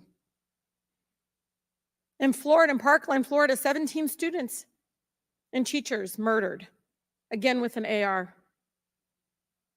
In Pittsburgh, at a place of faith, Tree of Life Synagogue, 11 murdered. And don't get me about Newton, Connecticut, which still breaks my heart. 26 murdered, including 20 elementary school children. This year in Michigan, we've had, Mr. Chair, 2 mass shootings. 21 shot in Detroit. One of the most horrific shootings we've seen. 2 killed at a splash pad in Rochester Hills, Michigan. 8 shot there. Again, an assault weapon used. But the difference here is the former president gets a hearing in his attempt to assassinate, but our residents don't get a hearing about mass shootings, about gun violence in our country. You know, Mr. Chair, I ask this wholeheartedly. You know, they don't have Secret Service to protect them. They don't. I don't have these mass agencies protecting our kids in the schools or the supermarket, movie theaters, or going to a block party in Detroit. I don't have that. We don't have that. But I can't believe we're just going to focus on that and not the fact that we're hearing yet again in the headlines, a 20-year-old young man having access to an assault weapon, a weapon of war. Many of my veterans say they have to be trained to use, but he can get it, wasn't safely stored by the parent, grabbing that gun, and innocent lives were lost. Director, I know you got asked about this, and I think it's important, though, you know, for us to hear this. But how difficult is your job when there's such easy access to assault weapons in the streets? I think the job of a Secret Service agent and officer is incredibly difficult. I think the environment we deal with every day and the dynamics of the threat environment is incredibly difficult. These are brave men and women who put their lives on the line. And a day like we had on July 13th is a day that no one in my agency ever wants to have as their responsibility. It is an incredibly difficult job. Yeah, I immediately thought of the children in the audience. I mean, when you think about going to a rally with your family, again, their lives are forever changed. The incident are never isolated. I really believe these incidents are never isolated. And I know Detroit Free Press had reported that the 20-year-old Pennsylvania shooter looked up the 2021 Oxford High School shooting in Michigan. Can you comment on what information this shooter was looking up in regarding the tragedy of Oxford High School, where it took 4 of our high school youth there? I'm sorry, I'm not able to. The FBI has those details. So you can't even tell us, I mean, was he looking at the type of weapon? How many? Yeah, unfortunately, I don't have those details. Do you have, to I mean, share. did they share that with you though? I don't have the full content of what his searches were. I think that they are still in the process of examining all of his devices. Okay. Again, you know, again, the impact, I want to be really serious about this. The impact on our families is more than just this political rally, Mr. Chair. We have to talk about this, even if we're in disagreement. Let's talk about it, because I've seen statistics that show that we could be saving lives now if we ban these weapons of war from our from being able to buy it at the local store down the street. I mean, we just can't continue to allow this to happen. And unfortunately, my residents are not former presidents of the United States. They don't get a hearing. They don't get Secret Service, any of that. And even among those that are expressing the failed in the system, they just deserve better. They truly do. Thank you, and I yield. They were counting that roof in as part of their overwatch, and that was the plan that they had put in place that day. If you weren't going to put a security personnel on the roof, why not at least use drone technology or aerial surveillance to monitor the rally? There are a number of times that we do use drone technology. I'm not speaking specifically to this event and what was utilized or not. There are times when drone technology is available and helpful at events, and there are times when it is not appropriate. Do y'all use Signal? Do you personally use Signal to communicate with any official from the White House? Signal on your phone? Oh, on occasion, I'm sure that there are people that use Signal, yes. Okay. Do you use it to speak with the White House? Use Signal? No, I do not. Okay. When was Thomas Crooks first identified as a person of interest? Let me help you. At 5:10, he was spotted with a rangefinder at 5:51. And when did Secret Service notice him? Again, I don't have those specific timelines, but it was a relatively short period of time. Let me help you. 5:52. Ms. Cheatle, why was President Trump allowed on stage 10 minutes after the Secret Service spotted a suspicious individual? That seems to me to be the worst thing of all. All the breakdown and all this communication, all the BS you've been feeding us here today or not feeding us, that seems to be the question. So as I've stated before, there are a number of events where suspicious people may be identified. That doesn't necessarily. Ma'am, I submit to you, you got a guy who's going to be the next president of the United States. He's on stage. I've been to these events. We've all been to these events. A car backfires and there's a 15-minute dadgum wait. That's not acceptable. Did the Secret Service tell President Trump they'd spotted a suspicious individual before he was shot? I am unclear as to what the communication was with the former president. Okay, at that I'll time. take that as a no. Did y'all deny President Trump's request for more security? Yes or no? And when was the most recent request for additional security? The rally request for security, all of those requests were fulfilled. And were there any personnel redirected to Jill Biden's rally? No. Who made the decision on the direction of agents at either one of those rallies? I'm unclear as to your question on the direction of the agents. I said, who directed those agents to be at Miss Biden's rally or President Trump's rally? The specific agents. So there is a methodology in which agents are available for assignments, and they are assigned based on either geographic location or logistics or flight. Ma'am, I appreciate all that, but that methodology about got President Trump killed. Was the security detail guarding President Trump a temporary detail? The personnel who are assigned to the former president's detail are assigned to him. Why was there a different detail on the opening night of the convention than the detail that was guarding him in Pennsylvania? The president has a very large permanent protective detail assigned to him. They work shift work, and so it could be that people you saw at the rally were not working the same shift the day that he Well, was. I can assure you, ma'am, somebody that's a lot shorter than the president was not at the convention, and the people that were cowering down behind the mass of agents that were on top of the president were not in the convention hall. At least I didn't see them. You can't seem to answer a single question about an ongoing investigation, ma'am, and you don't know when the information will be released publicly. Are you waiting for the administration to sign off? No, I am waiting for the results of the investigation, at which time. Okay. Let me ask you one more question. You found explosives in the shooter's possession. Is that correct? The FBI found explosives. Do we know who directed this young man how to make those explosives? I believe that the FBI is still looking into that on their investigation. Ms. Cheatle, you said that the buck stops with me, and I agree.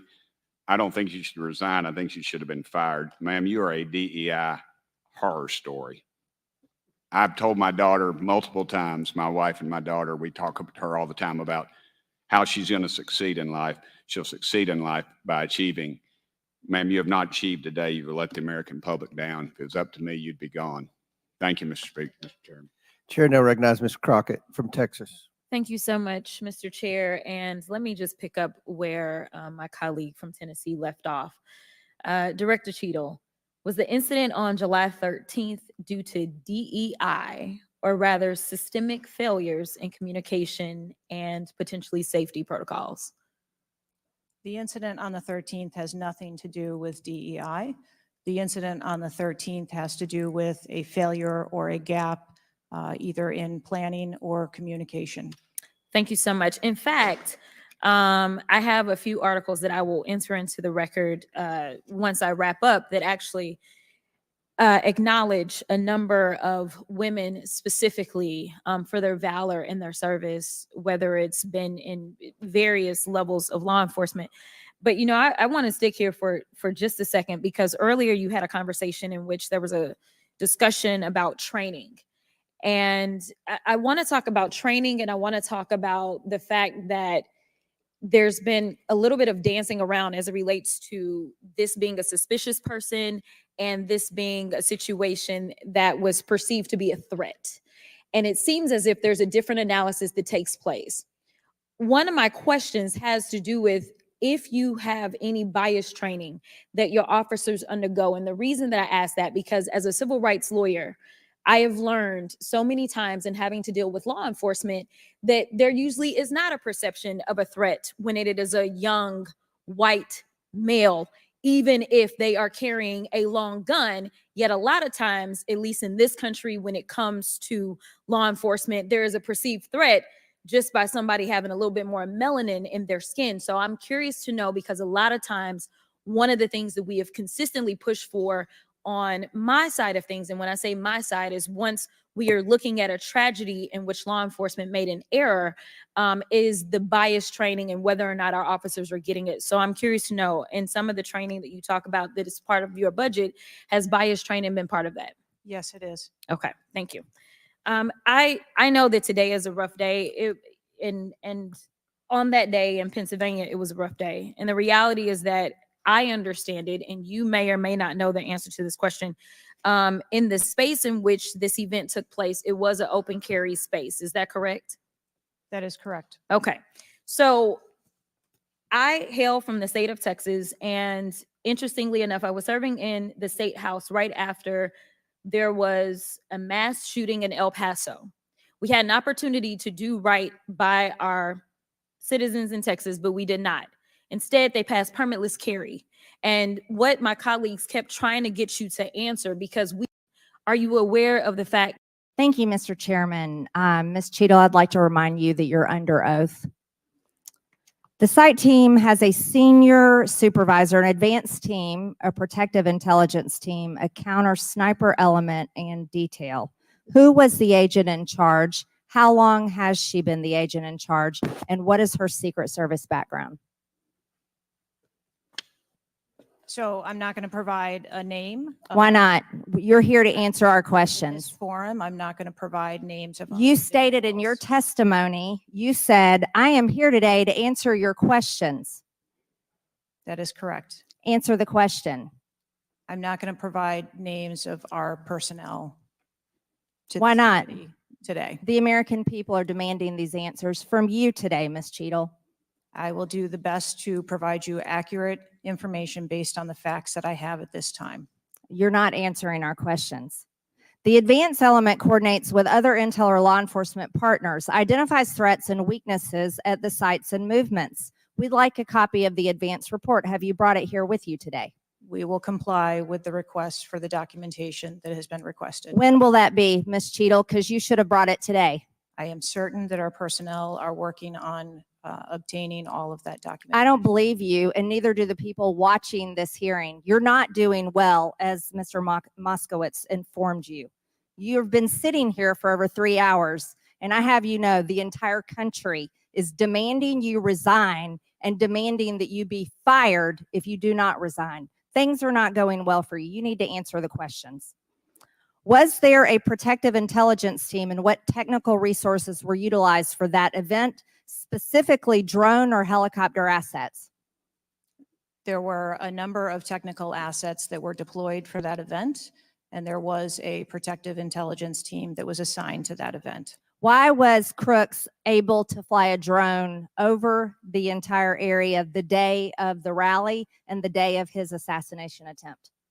To my knowledge, he did not fly the drone over the entire area. How did he fly a drone over the area, period? Any part of the area?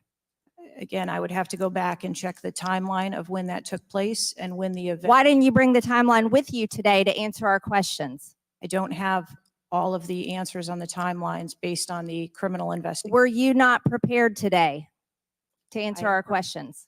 I am prepared to answer the questions based on the information and wanted to be able to provide. Do you have a timeline do you have a timeline at all from any of the day?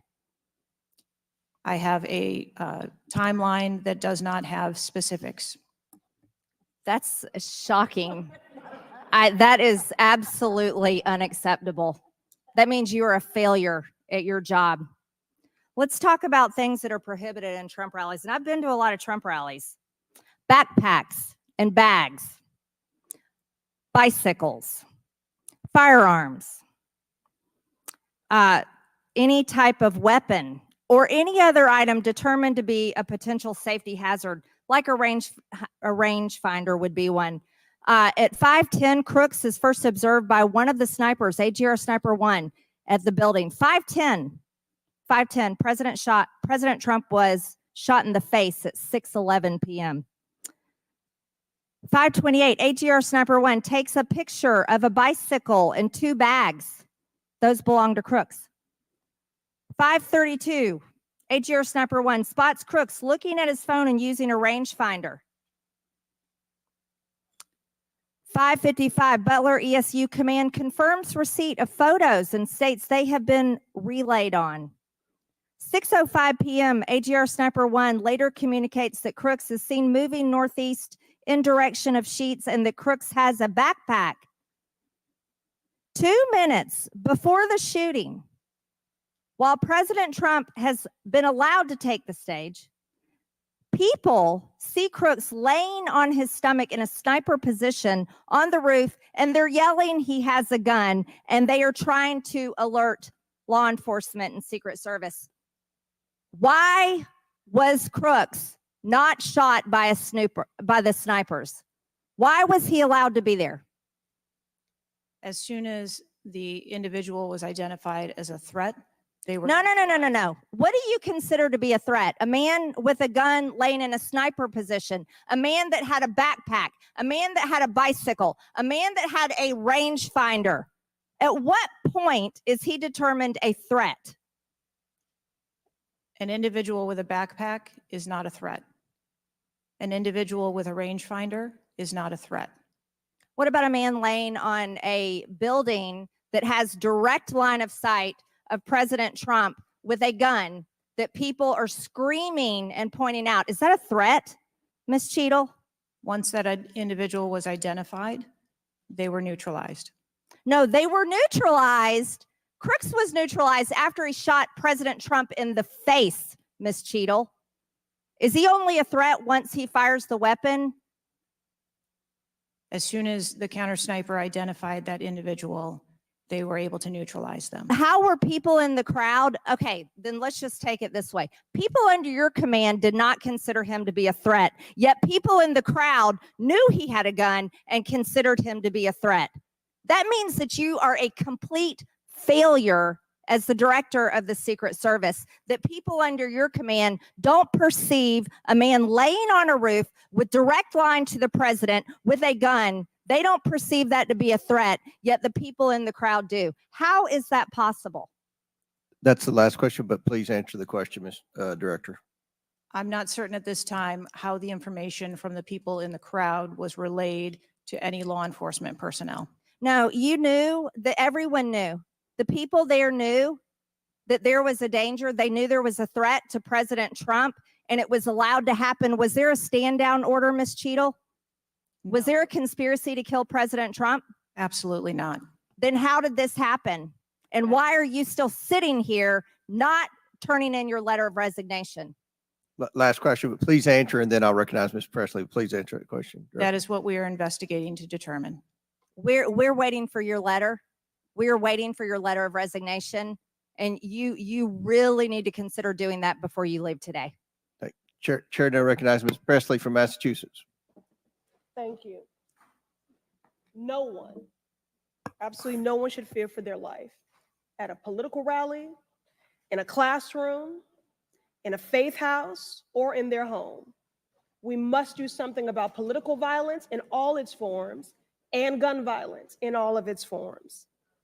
Now, Director Cheatle, you have noted that numerous investigations are ongoing related to the Secret Service response and that we can expect a report in the next 60 days. With the election nearly 100 days away, that is an unacceptable timeline, and it makes people less safe.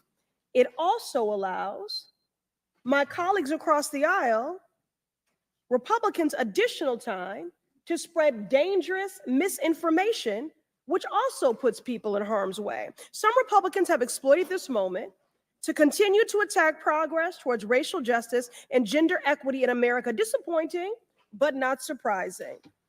I hesitate to repeat their racist and sexist tropes, but in summary, Republicans have wrongfully and shamefully stated that hiring women and people of color hindered the response to the shooting. Now, this is part and parcel of Republican strategy to constantly attack necessary diversity, equity, and inclusion efforts, to undermine the contributions that women, people of color, the disability community, and others make to this country each and every day. And it is disgraceful. In the wake of gun violence and tragic loss of life, Republicans are ignoring solutions like gun safety reform and instead trotting out sexist tropes. Can't say I'm surprised. I ask unanimous consent to enter into the record reporting from CNN titled "Right-Wing Media Figures Blame Women in Secret Service and DEI for Security Failure in Trump Shooting." Without objection to order. This article quotes members of Congress and others that plainly accuse DEI and the hiring of women as a liability for the Secret Service.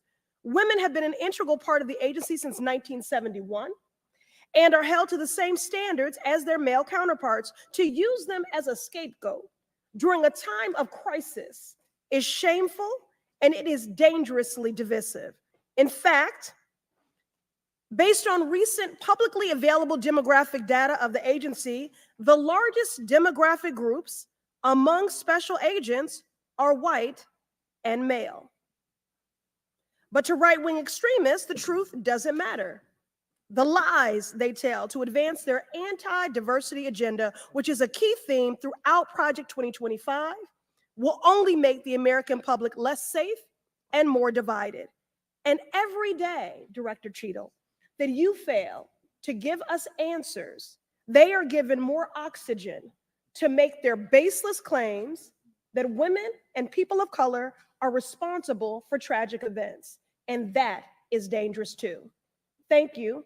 And I yield my remaining time to Ranking Member Raskin. Thank you to the distinguished gentlelady from Massachusetts, and thank you for those trenchant insights. I wanted to make the point that you were making and several of other members were making to bring it into sharp relief here. The very same day that Donald Trump narrowly escaped an assassination attempt, but an honored firefighter was gunned down and killed and other people were injured. There was another mass shooting that day, just several hours later in Birmingham, Alabama. 4 people killed and 10 wounded in a nightclub shooting. And you might think, oh, that's some kind of freakish coincidence. Not at all. We have more than one mass shooting a day in America. They are so commonplace now that they are barely reported in the national news. It's, of course, local news in Birmingham, Alabama, that 4 people were killed and 10 other people were shot and seriously wounded, being treated at the hospital. These things are a nightmare for the families of the victims who've been killed, for the families who have to take care of people who've been seriously injured and wounded.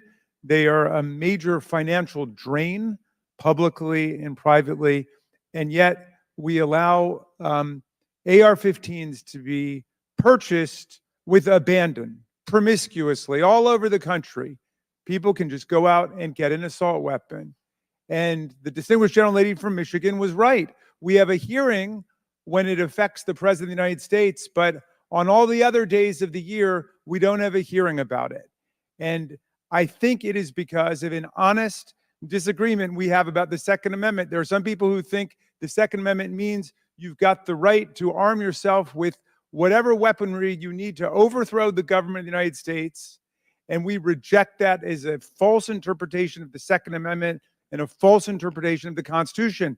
We can ban assault weapons. We did it back in 1994. It dramatically reduced these mass shootings. And when that ban was lifted, the mass shootings went up through the roof again, and we've shown it. And so just like we're demanding real answers and real action from the Secret Service, let us demand real action and real answers from ourselves about the nightmare of mass gun violence, which puts America into a category all its own when you compare us to the countries in the European Union or Canada or other similarly situated countries. There's nothing like what we're going through. So we've got to act on the Secret Service to protect ourselves against political violence, and we've got to act as a Congress to protect ourselves against AR-15 violence in America. Chair recognizes Ms. McClain from Michigan. Thank you, Mr. Chairman. And first of all, I want to thank the Secret Service agents, those who work tirelessly to protect our presidents, and specifically those agents who did not hesitate to jump in front of President Trump. And my heart goes out to the family of the Comptoir family and the people at the rally who are still recovering. On the other hand, the Secret Service has a leadership problem, and it falls on you. And although I appreciate your hollow words that the buck stops here, I was actually hoping for some answers. Director Cheatle, you must answer to the American people if you want to stay in charge. It's really, really simple. You want to keep your job, right? Absolutely. Okay. The best way to keep your job is to answer the questions, not play this shell game, not sing the Slim Shady song, wasn't me. I mean, come on. How long did you prepare for this hearing? I've been preparing for this hearing over the weekend and into last week. Okay, 5 days, 6 days? As soon as I was notified. And how long was that? About this hearing. Okay, 4 days? I began preparing. 4 days, 3 days? I'm not sure the date that I got the letter asking me to be here. What are you sure of? Are you sure the color of your hair? Are you sure the color of your suit? I'm just like, tell the American people, what are you sure of? You don't even know when you started preparing for the hearing? I mean, the biggest hearing of your life, and you have no clue? You can't remember when you started preparing for this hearing? Can you understand why those words seem hollow to the American people who are supposed to entrust their faith in you? I assure you, the moment I received notification. But you can't remember. You got a little Alzheimer's, dementia going? I mean, what, you can't remember. I have several active investigations going on and an operational agency to run. Okay. All right. But you want to take accountability, right? The buck stops with you, right? I am taking accountability. Super. Then let's start with trying to answer some questions. You keep referring to the FBI. When asked how many shell casings were on the roof, you referred to the FBI. When asked if there were explosive in the car, you referred to the FBI. When asked if Crooks was acting alone, you referred to the FBI. See a common theme here? I can go on and on. My question is, who at the FBI should I speak with? Wait for it. Wait for it. The FBI is responsible for the criminal Is there a name?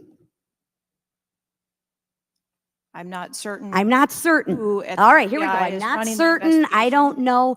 Let me ask a different question. Have you been in communication with the FBI?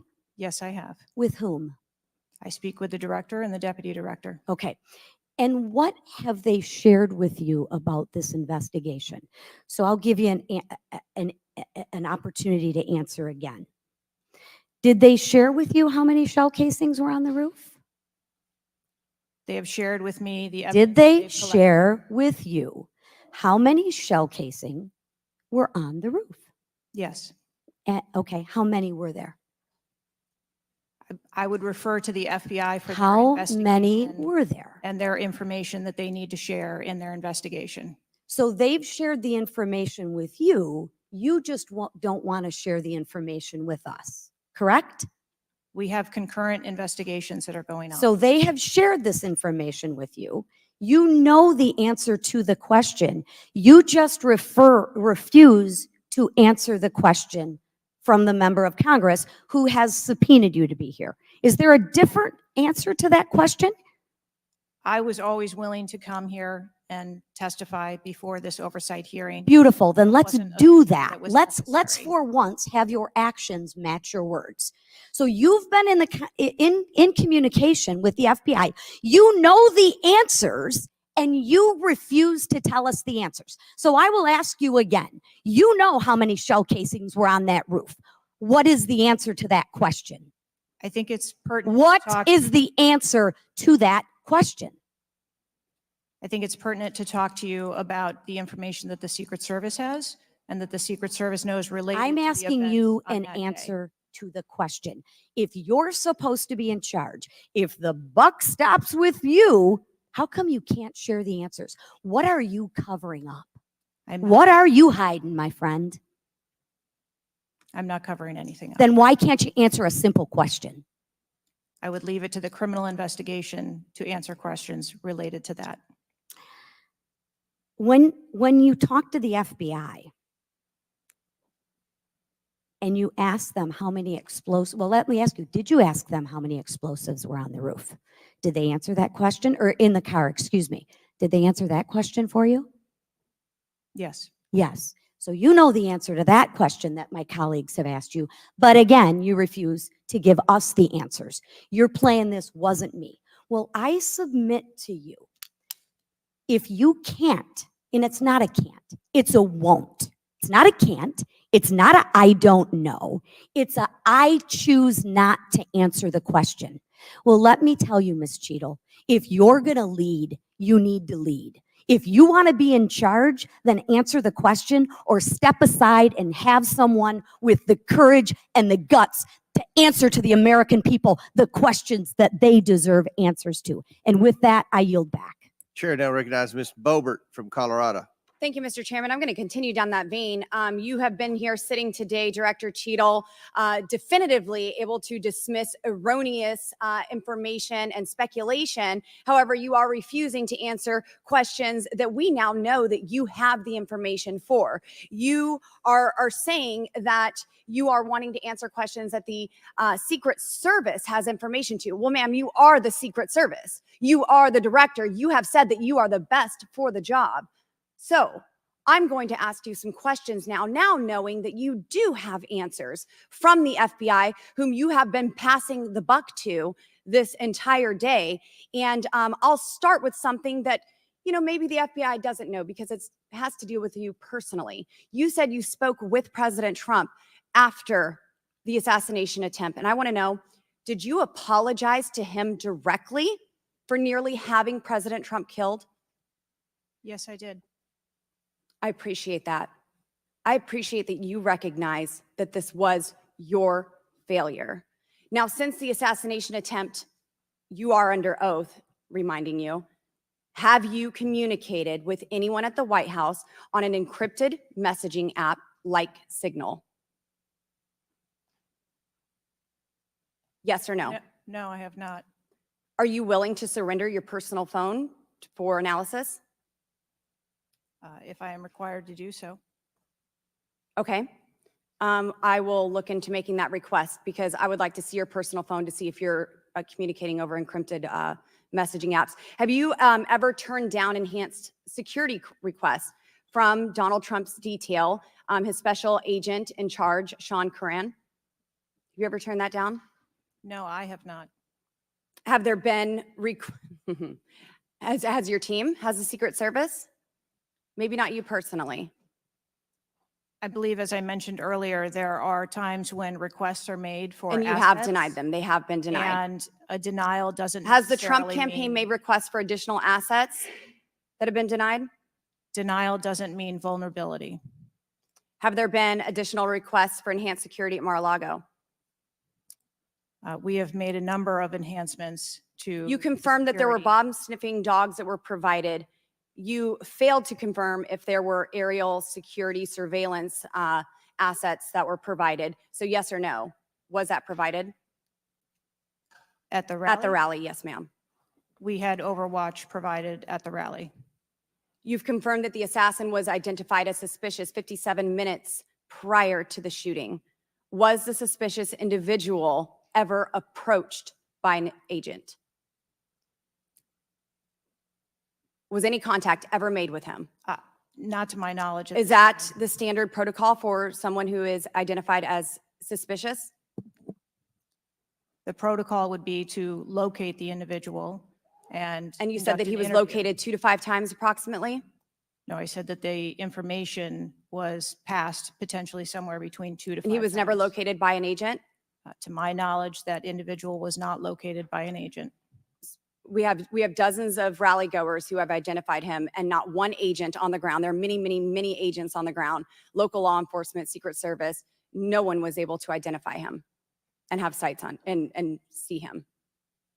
What I'm saying is that the agents that were on the ground at the time, I have no knowledge that they were able to interview him or locate him. Thank you. Was there a local law enforcement officer who approached the roof and saw the shooter and saw that he was present on the roof? That is the information that has been shared with me. Have you spoke to that local law enforcement officer? No, I have not. Are you going to?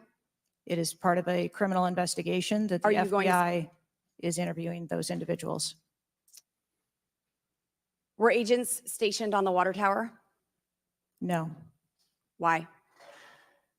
that would not be something that would be included in a security plan.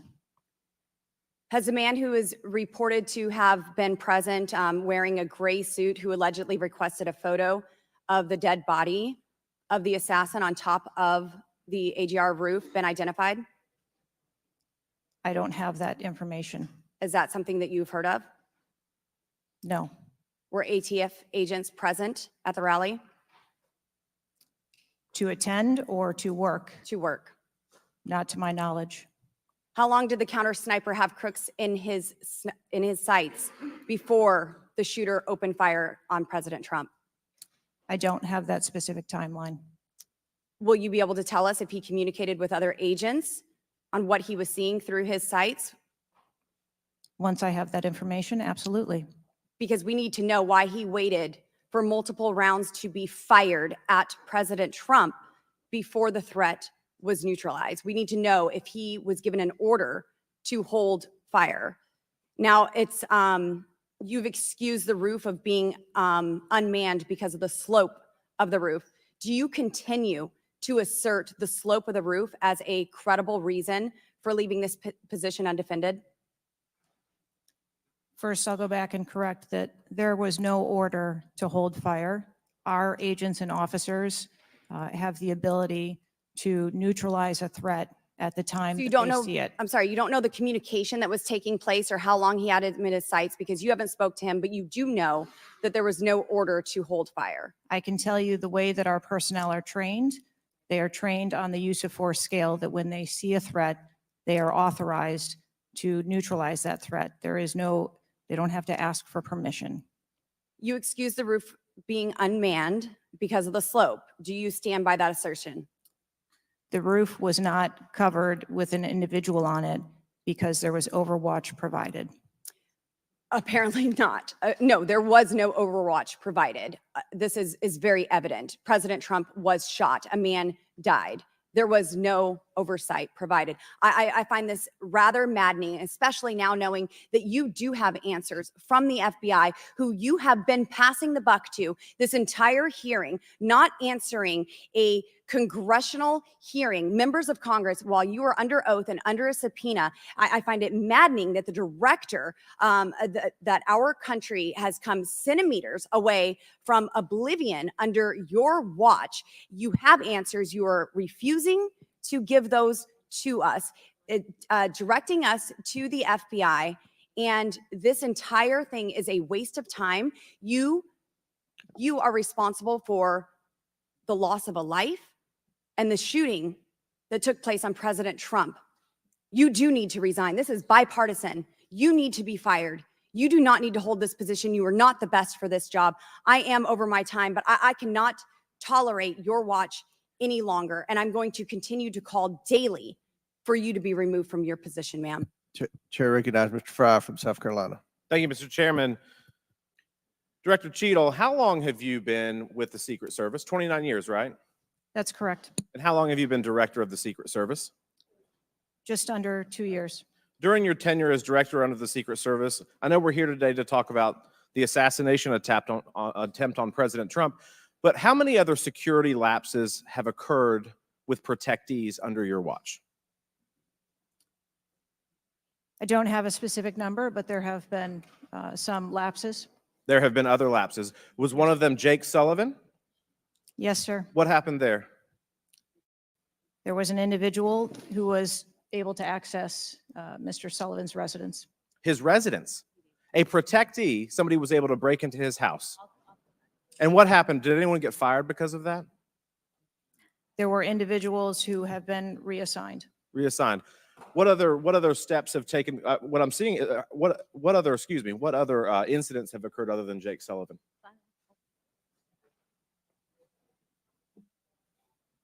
Was there an issue with the Secret Service agent and Vice President Harris? I would not call that a security incident. Well, it seems to me, I mean, you have security lapses with President Trump. You have security lapses with Jake Sullivan. You have issues with your personnel related to Vice President Kamala Harris. There seems to be a repeated theme here. Would you not agree with that? I think that we are talking about separate categories of incidents. Well, I would disagree with that. I think there's a repeated theme when you've got protectees and you're not upholding your core mission. Let me ask you something else. Does the Secret Service routinely record communications between and amongst detail?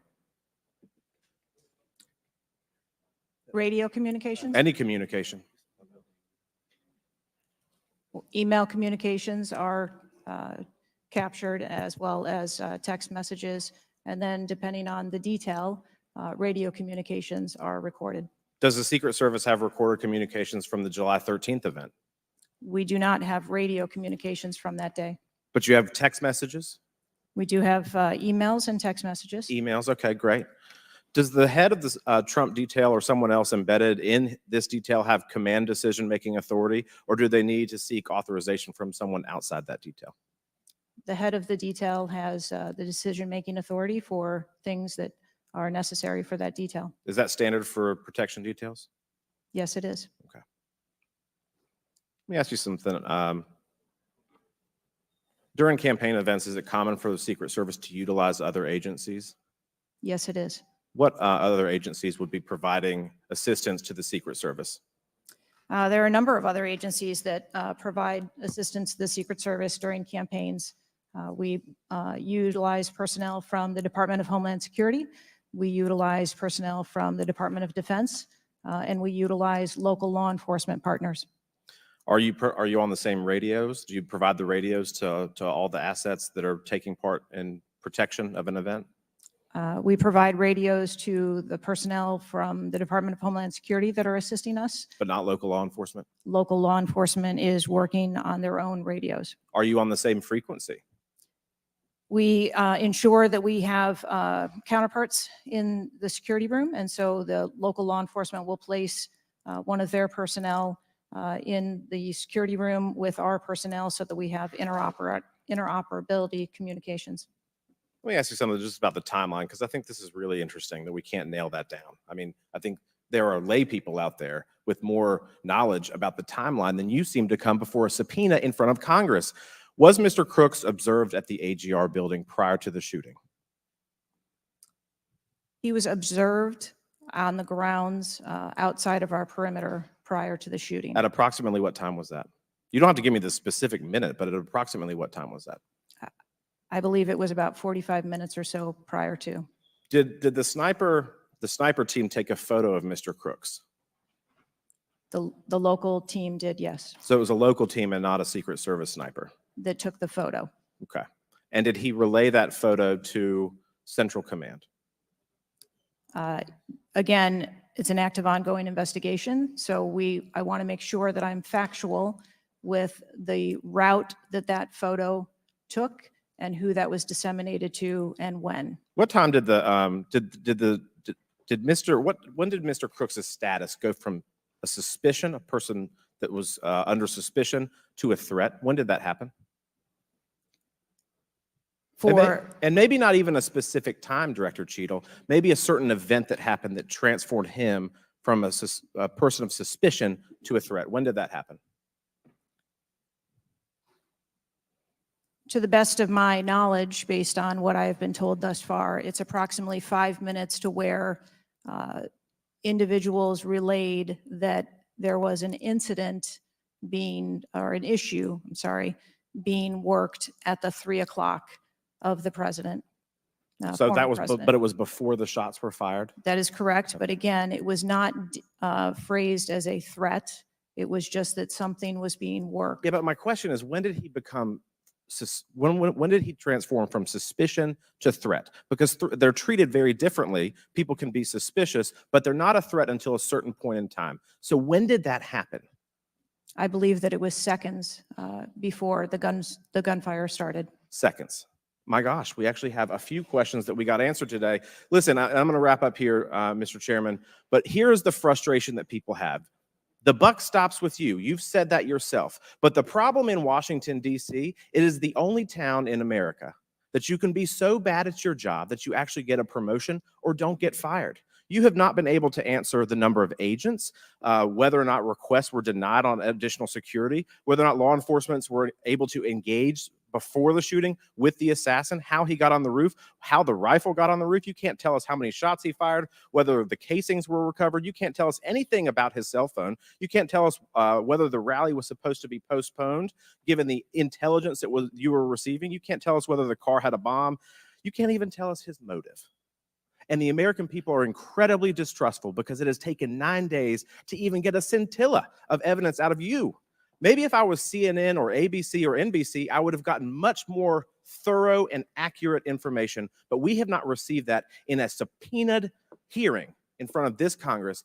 That is why the American people are frustrated. And I echo the bipartisan calls on this committee and all across this country that you should resign, or maybe when the president wakes up from his nap, he can fire you. Thank you, Mr. Chairman. Chair now recognizes Ms. Luna from Florida. Director Cheatle, can you please give me the names of the individuals who are in charge of your conduct for the rally? I'm not going to release names. Can you give me the today. titles? And how No. many individuals? No. Nothing? We had a full advance team that was responsible Who for are the, advancing how the many people are site. the final approval authority? There are a number of people Can you that give me a are number? engaged in approving Can you the give me a plan. number? No, I do not have Okay. a firm number. Can you just confirm whether or not, I understand this is an open investigation, but in order to dispel conspiracy theories, have you guys been able to subpoena the shooter's Discord records, or has the FBI to your knowledge? I believe that the FBI is working on those. Okay. Is it factual to say that you have not ruled out that the shooter was working with other people or persons? Again, the FBI is conducting the criminal investigation into Can the you, shooter. at least in an effort to dispel conspiracy theories, can you confirm or deny that? At this time, we do not have that there were any other people engaged. So you believe he was acting alone? I do. Okay. Have you been made aware of multiple eyewitness reporting that there was a second shooter on a water tower? I do not have any information related to any second shooter. Okay, the reason I asked that is because according to testimony from multiple witnesses, they did report that. And again, to my understanding, there were over 40 sniper teams that were briefed by the Butler ESU. And I want to make sure that people are aware, if you're saying that there's not another shooter, that we are able to clear that information, because from this whole entire briefing, it doesn't seem like much information has been able to get out to the American people. So I'm trying to dispel rumors, as I'm sure you understand. Was it true that Secret Service was present at the Butler ESU briefing? There was a briefing between the counter sniper teams that were working Secret on the Service ground. present?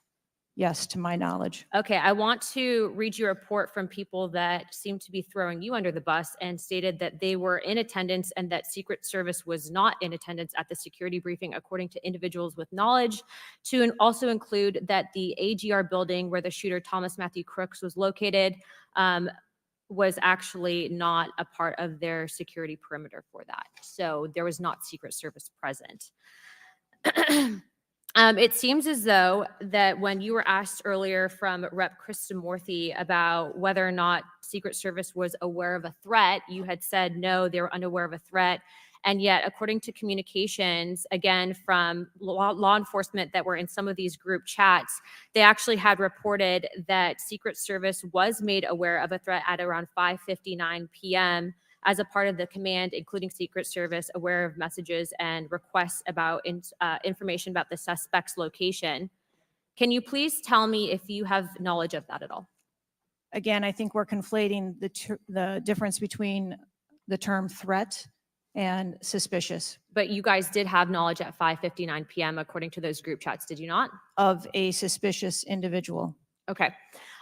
Chairman, in my opinion, according to some of the testimony today, I feel that you have perjured yourself in some instances. And so I'm going to ask for a full review of the transcripts by staff. And if you find that to be the case, I do ask that you bring perjury charges against the director. I will say this, it is very frustrating, and I've talked to my colleagues and we've said it to your face, that you have been up here basically stonewalling our ability to get the answers to the American people.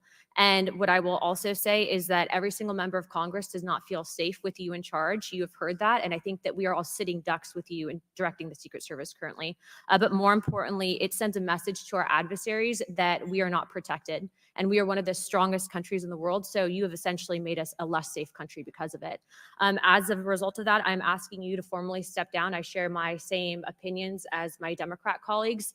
And I also think that your efforts to bring forward a full investigation and report in 60 days is unacceptable.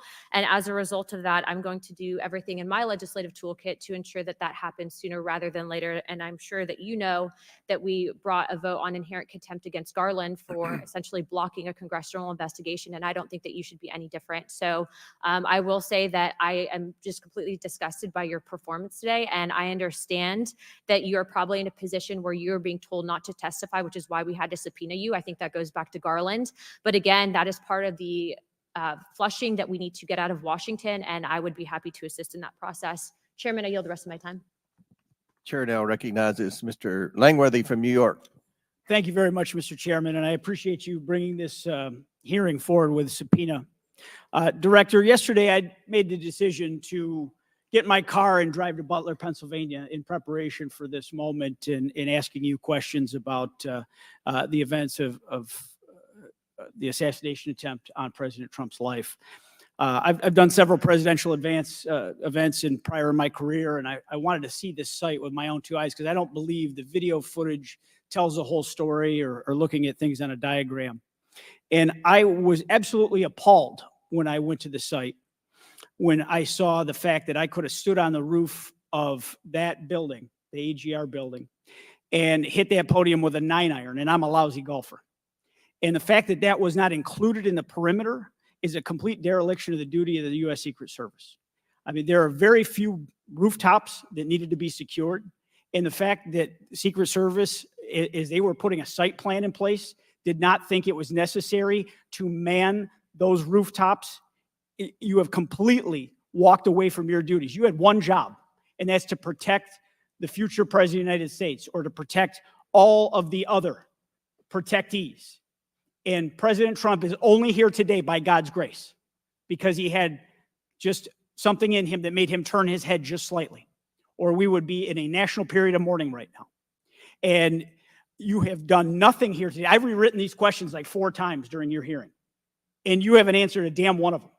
You haven't given any information. You have hidden behind this FBI investigation, and I think you should be ashamed of yourself because you have brought more shame to your agency than I think that the assassination attempt has at this point. This is literally the worst performance I have ever seen in front of a congressional hearing. You have offered no reason for this committee, this body, or the American people to trust you or the Secret Service today. And you should resign. You have said that you've put new security measures in place after the assassination attempt. Can you tell us what those are? Because the American people want to know that you're taking real corrective measures. But today you've pointed to an investigation. Investigation or not, you still have a job to do with a zero-fail mission. But so far, there's been absolutely no accountability, and you've admitted that here today. Not one person's been suspended. Not one person's been put on a desk. Meanwhile, we've got the most contentious of elections in our nation's history, and protectees are in danger because of incompetent leadership. Not the agents. The agents piled on President Trump to protect his life. Those are heroes. But the administrators running your agency, they're not right now. They're not doing their jobs, and you certainly aren't doing. The most appalling part of Saturday's events is the countless opportunities that Secret Service had to stop Crooks before he even got on the roof. At 3 o'clock, Crooks raised suspicion by entering the rally with a rangefinder. At 5:45, a cop with a Beaver County Emergency Services unit saw Crooks eyeballing the roof at the AGR International Building. And then at 5:55, Secret Service was warned of a suspicious person and identifies Crooks as a threat. This was all before shots were fired 15 minutes later. Director, yes or no, did local law enforcement alert the Secret Service about Crooks' presence at the rally? Yes, they did. The shooter came to attention of law enforcement almost an hour before President Trump went on stage. Law enforcement alerted the Secret Service of the shooter. Over and over, you've said there's a difference between a suspicious individual and a threatening individual. Can you explain what the shooter needed to exemplify to be called a threat? So I'm not clear as to what identified him as suspicious to the individuals who originally clarified him that way.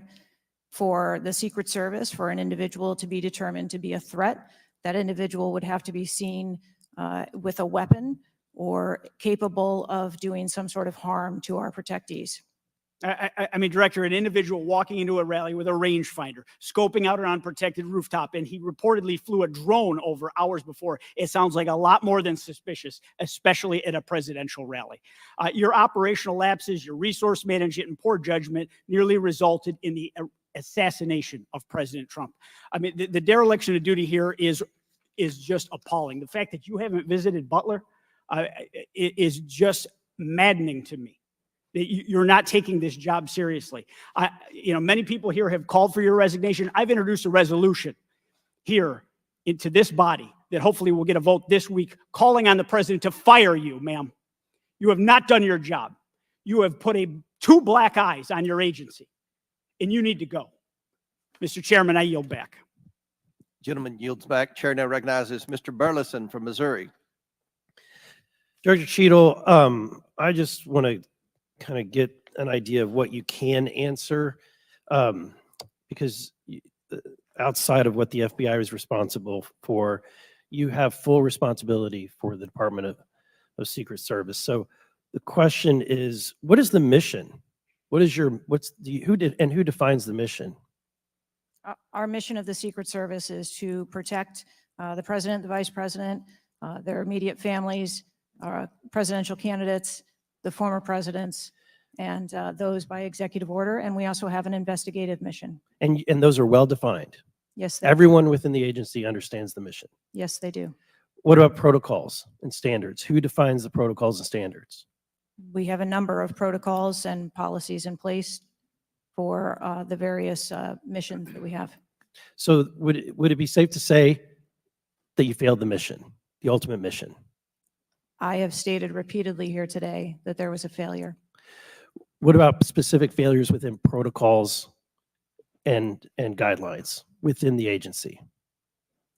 Again, I am certain that the investigation that is being conducted internally as well as the external investigation. You said earlier in the hearing that there was either a communication, there's errors in communication or in operations. Could it be both? In both errors in operational decisions and errors in communications? I think the investigation potentially could identify both. So I want to talk about communications. Representative Boebert asked earlier about using encrypted apps that you said you have not used, I guess, Signal. Have you used any encrypted app to communicate from your personal device?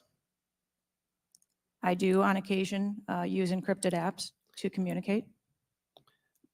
So you use some form of an encrypted app to communicate with people within the federal government, with local law enforcement?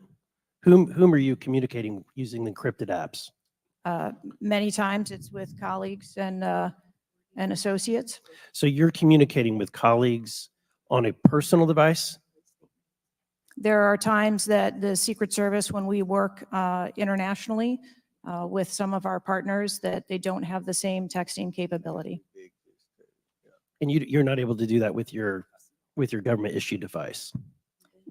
Recently, we have been able to install some of those apps on government devices. Okay. Let's talk about some of the things that we can get access to. I'm actually shocked that you are using your personal device and encrypted communication tools. I think that might be the most shocking thing that I've heard today. I didn't expect for you to say that. This committee has requested multiple documents. And this is not, under the purview of the FBI, this is under your purview. We requested a complete list of all law enforcement personnel, including Secret Service, Department of Homeland Security, local law enforcement with the roles in protecting the president. And we requested that for us to receive that by July 18th. Did you provide that? I believe that our agency is in the process of collecting all documents. So you have not provided it. How long does it take to determine who the personnel were that were on site? We are collecting a comprehensive list of all the documents that have been requested. We also requested all the audio and video recordings that your agency, not the FBI, but your agency has in possession related to the event. Did we receive those? Have you provided those at all? We are in the process of collecting all documentation requested. You're in the process, but you have not. Any memorandums or any internal communications related to the event? We requested that you provide that. Have you provided any of that? We are in the process of collecting the information that has been requested. Okay. So when can we expect to receive these documents? How long does it take to determine who was on site, who was being employed to be there to protect the former president? When can we expect that? How many days does it take to provide that information? We want to make sure that we have a comprehensive accounting of all of the documents that were engaged in that day, and we will make them available as soon as possible. I think transparency is the key here. It's shocking to me that we are communicating in a encrypted app to colleagues. I'm almost certain that violates some federal laws. I would like to clarify, you didn't ask me whether my communications were government work related or whether they were personally related. You're communicating I with don't colleagues. Communicate government business with colleagues on a personal device. I communicate on my work device. Are you using an encrypted device on your work device? I am not. No encrypted apps. No, I do not. Okay. Thank you, Mr. Chairman. Chair now recognizes Mr. Waltz from Florida. Thank you, Mr. Chairman. Madam Director, please, I'd like to direct your attention to this video. And I sincerely appreciate the clarity on this. Can we turn up the volume, I staff? just want to ask you, because this has popped up. Republican Congressman Mike Walls, he said on social media on Saturday, and I'm going to read this for you because it does talk about you, Secretary. I have very reliable sources telling me that there have been repeated requests for stronger Secret Service protection for President Trump denied by Secretary Mayorkas. Your department has already pushed back on that, calling that absolutely false, but he is putting this on you. Can you respond to that, please? Well, that's a baseless and irresponsible statement, and is one that is unequivocally false. Director Cheatle, did you speak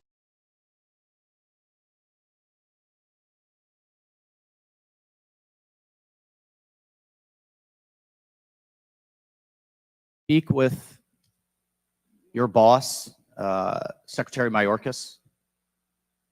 You fall under DHS. Did you speak with him on the 14th, the day after? Yes, I did. So you spoke with him before he made that statement? I spoke with him immediately following Did you the incident. Did you inform him that all requests for additional resources for President Trump had been fulfilled? Or that it was false to say they had been denied? I informed him that the request for that rally that day had been fulfilled. Okay, you continue to answer that very carefully, because I made a broader statement. The agents that came to me made a broader statement that his permanent protective detail for years now have been asking for more. Is that correct? I do not have specific incidents of those requests. Is it correct that they've been asking for more? I have heard the same reports that you have. Without having them in front of me, I am unable. Those requests are made in writing. I mean, the agents are telling me they make them in writing. This isn't a verbal agency. Things are made in writing. I understand what you're saying. I don't have those requests in front of me here to. I'm not asking if you have them in front of you. Are you aware that they were made? As I said earlier, there are times when requests are made, and depending on the availability of assets, or if there is a way that. So there were times when they were denied. If there is a way that vulnerability can be mitigated in a different way, then that is why. So there are times when they were denied for a variety of reasons. That is why the Secret Service has a multi-layered and multifaceted security plan so that we can pivot if So we need to. in the wake, I mean, in the immediate 48 hours of an assassination attempt on a former president, could be the next leader of the free world, almost had his head blown off. Your boss says that's irresponsible and false to say things are denied. And you had talked to him. So did he just make that on his own, make that up on his own? Or did you tell him that? We were speaking about the requests made at the rally. Staff, can we show the next slide, please? Then we have your spokesman. Did you sign off on this statement? That there's an assertion that a member of the former president's team requested additional security resources and those were rebuffed. This is absolutely false. In fact, we added protective resources and technology and capability as part of the increased campaign travel tempo. But next slide, please. Next slide, please, staff. We have the Washington Post article that then says we now have senior Secret Service officials saying there were at times when it was denied. So which is it? Again, there have been a number of conversations going on here. Did you sign off on that spokesman's statement? The spokesman's statement, I believe, was related to requests that were made. Did for you the sign rally- off on it? For the requests that were made at the rally. Did you Yes. sign off on the statement before it went out? I sign off on my press spokesman's statement before they go out. I would hope you would in the wake of an assassination attempt. Yes. You did. Mhm. Categorically false that any requests were made. You signed off on it. Thank you for that. Thank you for that clarity. Madam Director, how many press conferences have you held since the assassination attempt? We have put out press releases. How many press conferences have you held? Gone to the mic, taken questions from the public, from the media? How many? I have not held any. How many has Secretary Mayorkas held? I don't- 0. How many has the FBI held? 0. How many has the Department of Justice held? I know you know the answer. I believe there was a press conference in Butler after the incident occurred. By local law enforcement, not by you and not by the Department of Homeland Security. So this is how misinformation flies. I mean, in the darkness, in the absence of information. Now we have 9 days later before a congressional committee, we all represent almost 1 million people, and you still don't have answers. Are you aware that national news anchors are saying this was a hoax? On national television, they're saying, no, the president wasn't shot, it was flying glass. Are you aware of that? I have not heard those reports. Are you aware that, I mean, there are rumors rampant online that there were multiple shooters? Yes. Are you aware that because the shooter had overseas encrypted platforms in Belgium and New Zealand and in Germany, that a lot of people are speculating there could have been foreign involvement, logically? Are you aware of that? Yes. And have you done anything to disabuse any of these notions today? No, you haven't. Madam Director, I would fire you, regardless of the failure. I would fire you just how you've handled it since. You should have been the first to the mics to say, America, world, I want to assure you we're going to get to the bottom of this. I want to assure you full transparency. Our agency clearly had major gaps here, and I want to personally take responsibility and accountability. You should have been the first, standing alongside Secretary Mayorkas. And I would even go so far as to say have daily press conferences, updating everyone on what we know. But you haven't had any of that.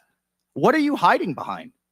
I am not hiding. Because you're making the situation worse. I think you've heard that on a bipartisan basis here. You are making this situation far worse in the absence of information. Let's move on.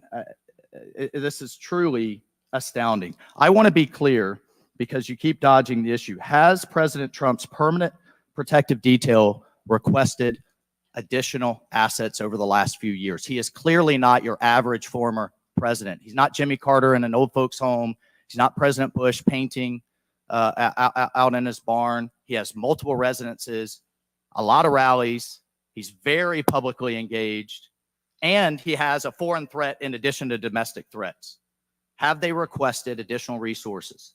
That's the last question, but please feel free to Thank answer, Director. We have continued, as I stated earlier, to increase over the past year the assets that are at the former president's residence and supplied to his detail. Mr. Chairman, if I could just ask for one more indulgence. It is clear you have not been to Butler, Pennsylvania. Leaders lead and should be on the ground. You have not been there. Instead, you went to the RNC, but you weren't originally even going to go there. Where were you originally scheduled to go besides the RNC, a national special security event? I was always scheduled to go to the Mr. RNC. Chairman, I would like to enter into the record that the director was scheduled to go to Aspen, hobnobbing around with, I don't know what liberal elites go to Aspen. That was where you were originally Without scheduled to objection, go to order. speak at a forum. I was scheduled to go to the RNC. I was going to leave the RNC for 24 hours and return back to the RNC.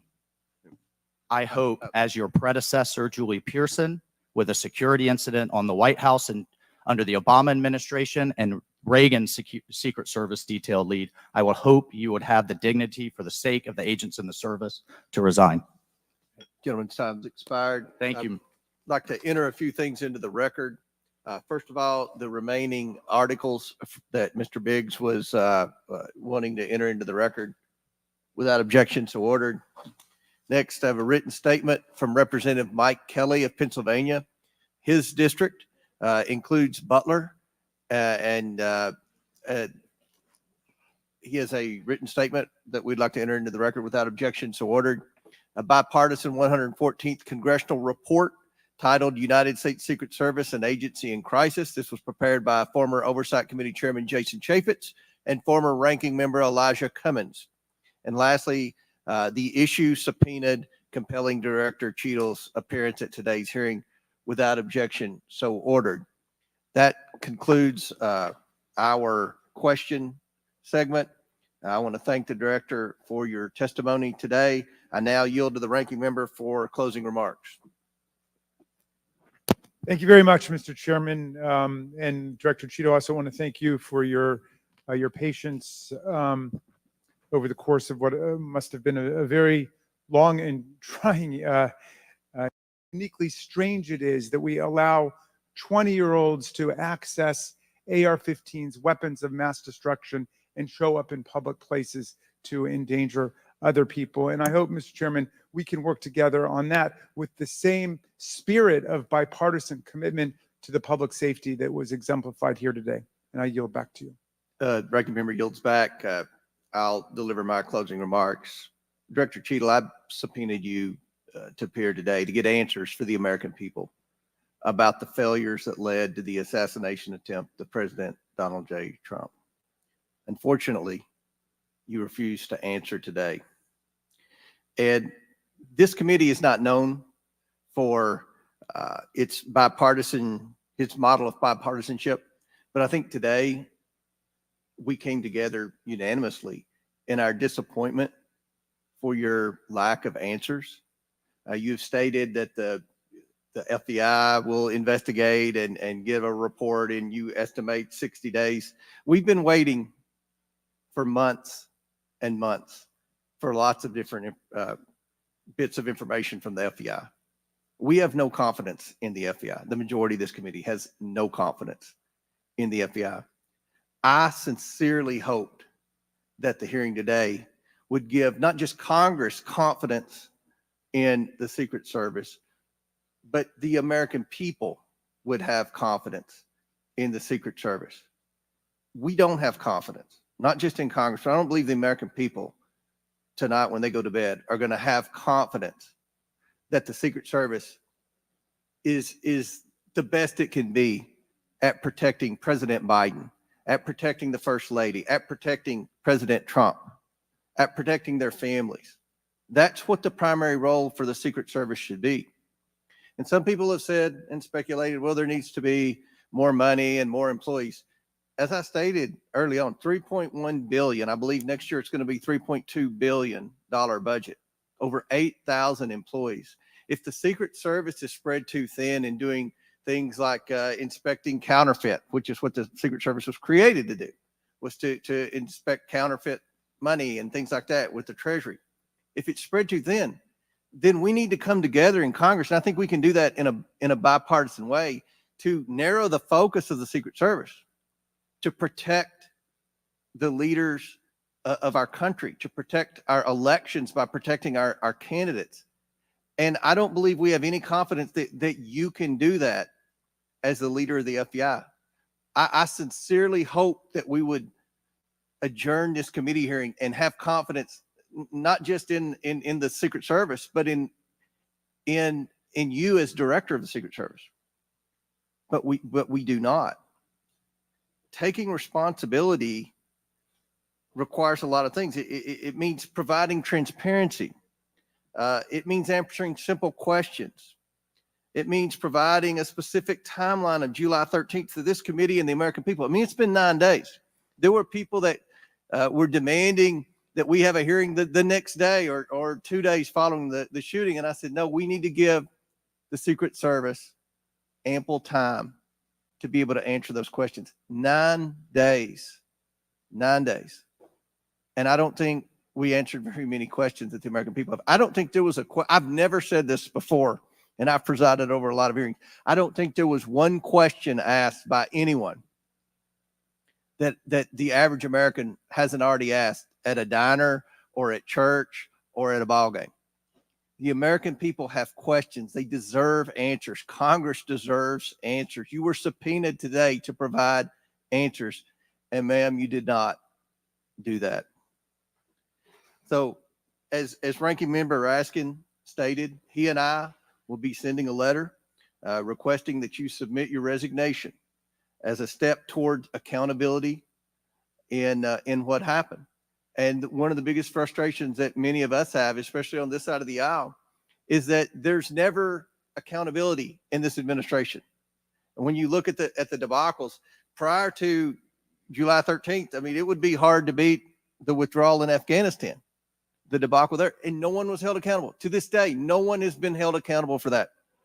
But here we have clearly video showing people notifying the police, and the police are blaming the Secret Service. The Secret Service are blaming the police. Homeland Security is blaming everybody. But at the end of the day, after this hearing and after our request for information, we don't have any answers for the American people. And we don't have that confidence that you can lead the Secret Service to restore the confidence. And again, I commend the ranking member for joining with me in the letter asking your resignation.